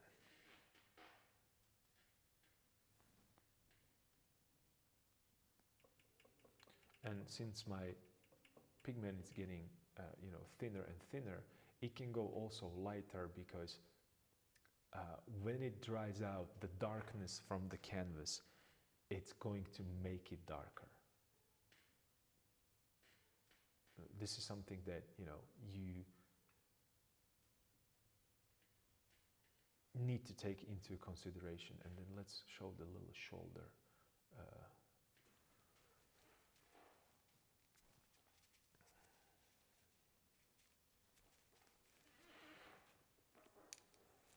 Right, so I corrected, and right now let's see if it makes sense what I did, and let's put it back the other way around to change the orientation. Well, it's upside down right now. And let's see that if these corrections actually helped or not.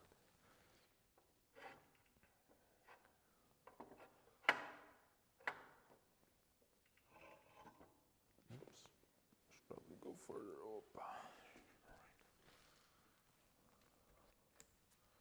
And it's getting really dark here in my studio. So let's do evaluation of this experiment.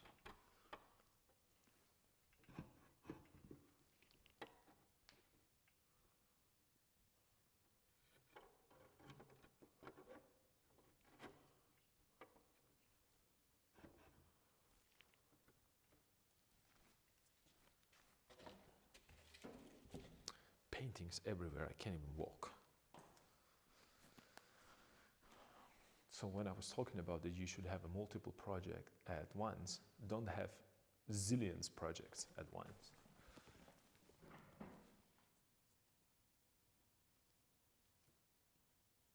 Yeah, he get a little wider. Okay, yeah, the character got a little bit more to the point. So this is slowly starting to work. But again, I might not be perfectly satisfied with what I see right now, but that's okay.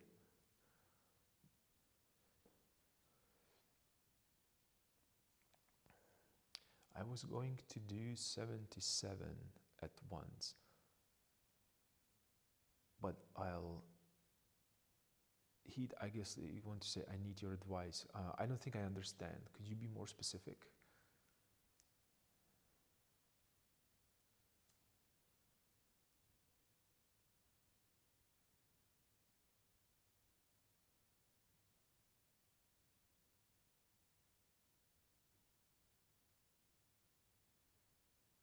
Okay, so you painted without the mirror.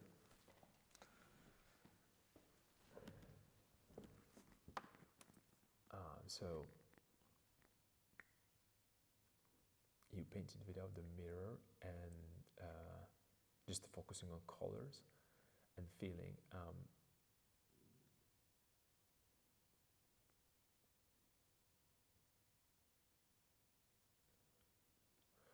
Okay, I got it right now. I'm sorry, I was just, okay, I got it. Yeah. You should definitely have plenty of paintings ready. The problem that I see right now is with the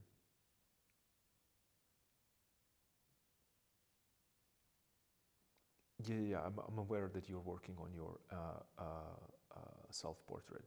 Actually, the reason why I'm doing this is to indirectly talk about the stuff that you need to do.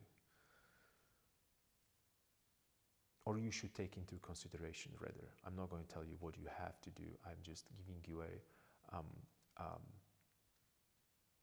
options that you might want to test.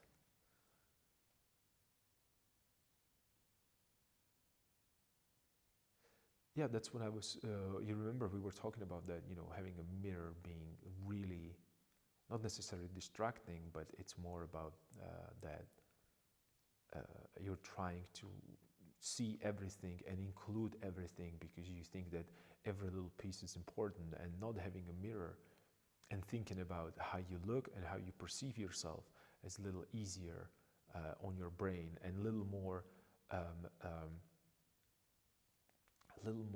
what would be the word? Acceptable. And then again, you put the mirror and then you get rid of a mirror and you put the mirror. That's the same what I'm doing. I have it upside down. I have a different painting. I'm looking on something different.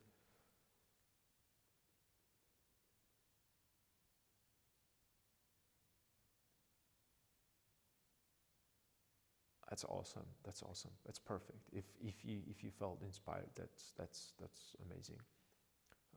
Because it's not. That's that moment when you are alone in the studio that you are kind of. I don't want to say that you are missing what's happening around you. You are so focused to get things done that you are forgetting. Create. It's like a. And this happens to me time to time as well. I figured it out, the composition, I liked what I'm painting, I'm happy, and then I'm going to sit down and I'm going to, it's like a stone cold execution, and then it lacks that creativity, that fun, that, brush movements and, all that kind of it's like the painting is painted, it looks like a human being. Unfortunately, it's not interesting to look at because it's missing that something, that what Harold Speed actually refers to as a dither. I believe that it's dither. I have to read it again because sometimes I don't remember words correctly.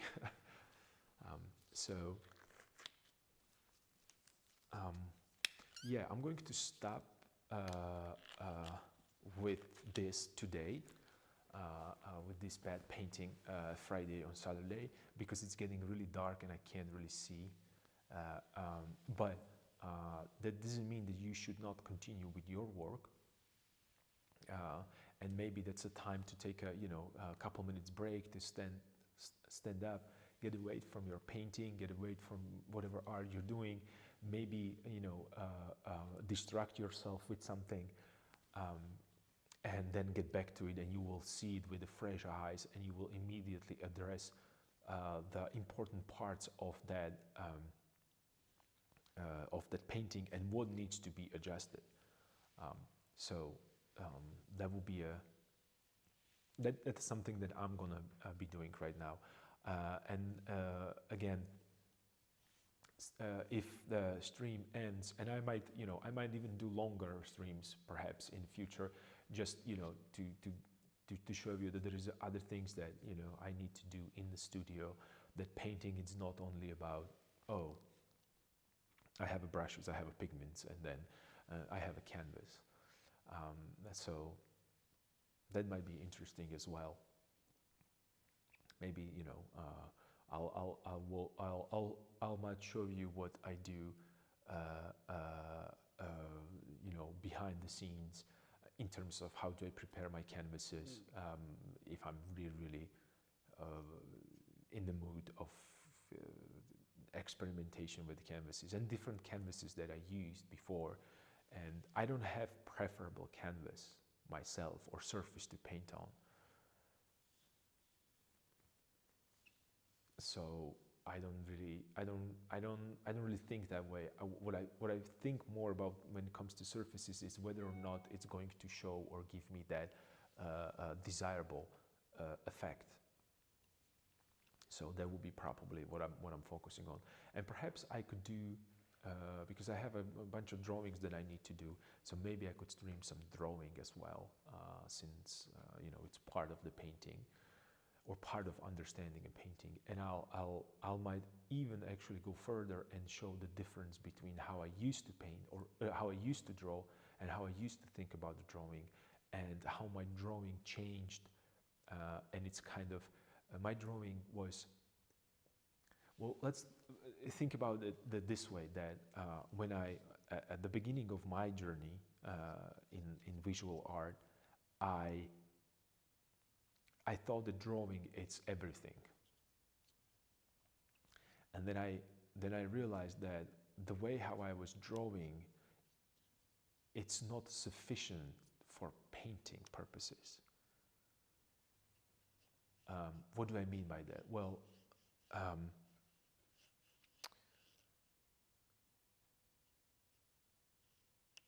let me put it this way. I was focusing on drawing because I found it easier and cheaper and less messy and less time-consuming than painting. But then, because of the academy, I was forced to paint, and I was really angry with the painting. And I hated it so much because you guys remember this joke for sure. It's going to haunt me for the rest of my life, that I really thought that if I press the brush harder, the pigment's going to get darker. And not necessarily that I knew that I knew that it's not how it works, but somehow that muscle memory with the pencil and with the dry media and with the effect that pressing harder it's getting darker, it was like I couldn't get rid of it, and it was unbelievably difficult for me to place the brush stroke, wipe the brush, mix the new pigment that is slightly darker, and then play. I thought that it takes so much time, and then I realized that, okay, I can actually learn very quickly how to mix these pigments in terms of monochromatic.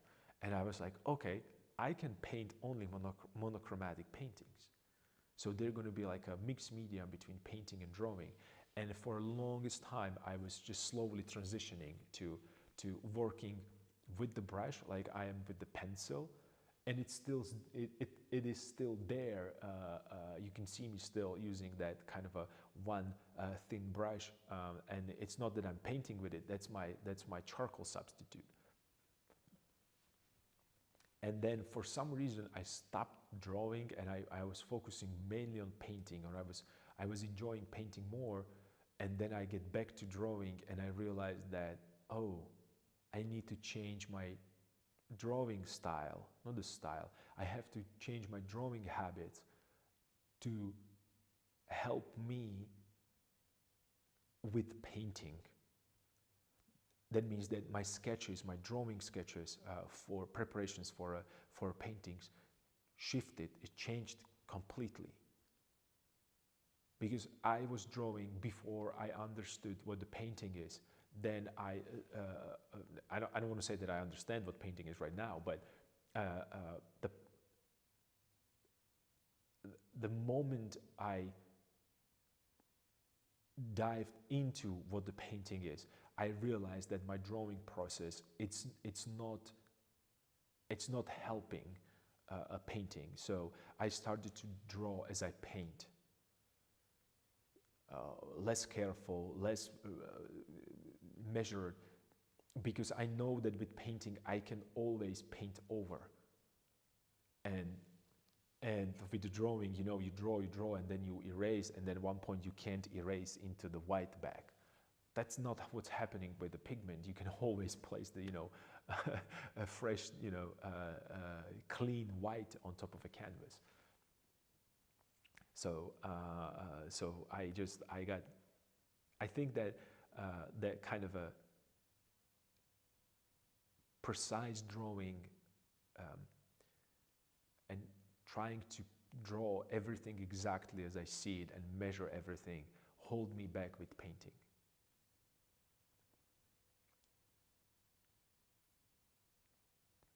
And that's why I do not consider drawing and painting the same thing. They're supporting each other. They're not the same. They're not the same discipline even, I think. Because paint has its limitations, and drawing has even more limitations, right? You don't have necessarily a texture. You don't have a color, right? So and those are two enormous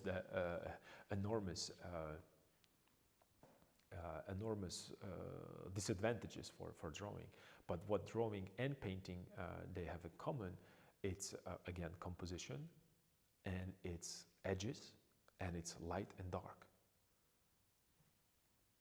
So I transferred my thinking about drawing from I'm going to get drawing as precise as possible and as perfectly rendered as possible, to I need to understand what's happening with the light that I'm looking at and catch that kind of idea.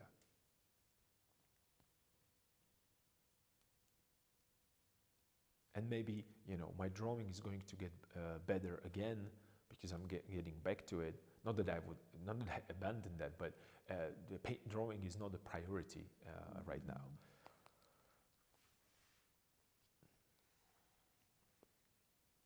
But I realized the value of sketching, but not sketching in terms of that I'm doing sketches, sketching like sketches like a Turner, that kind of sketches that Turner did. More about the feeling that you have right now, the pigments that you're going to use. And sometimes when he didn't have, and this is not only him, there's multiple painters did the same thing. They were sketching with the pencils because they didn't have paint, and they write down the mixtures for the colors, right? So you would have, he was, I don't know, like a mid value, and there would be yellow ochre plus vermilion plus white. Because that's what he was thinking about. I would mix these colors to place this brushstroke right here. So today we have photographs, but back in the day they didn't. So he had to remember what was he thinking about, what was the feeling of the pigments. So you can see these sketchbooks where they have a colors written down. What would they use? So yeah, I maybe I can work a little bit with drawing and do some drawing copy or master study of Rembrandt perhaps as well. Again, using the same principles, because I don't want to copy Rembrandt. I want to copy his knowledge about the subject. So perhaps that's something that we can explore in another stream, another bed painting Friday, on Saturday perhaps, maybe on Sunday. I don't know. Maybe I'm going to be here tomorrow. I'll have to check. So anyway, it was a great session today, painting session. So I'm excited to continue working on this. So maybe I'll get it, again on some day. Maybe even next week, so we can finish this and then open another project. But that's a next week problems, right? So again, enjoy the rest of the day. It's Saturday, so it's chilling, having fun. Continue producing and working in that safe space that we were talking about today. That's a really, really important part of that exploration, that you have to feel safe to make mistakes. And hopefully I'll see you tomorrow, or perhaps next week if I'm not going to be streaming tomorrow because it's Sunday. I'll see how much work I'll get done today. Thank you again for support, for discourse, for conversation, for your ideas, and also for the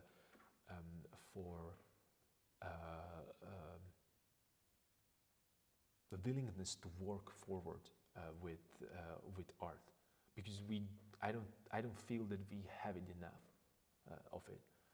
So really, I'm enjoying these streams. I have a new person in the chat.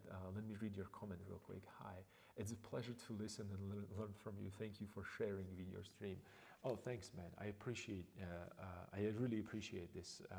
And I know it sounds like a cliche, and there's a lot of things that I'm repeating in this stream. But repetition is key component in painting, because we basically do the same thing every day when you think about it. It's so funny that every day you do the same thing. I mean, you're mixing 3 same colors every day.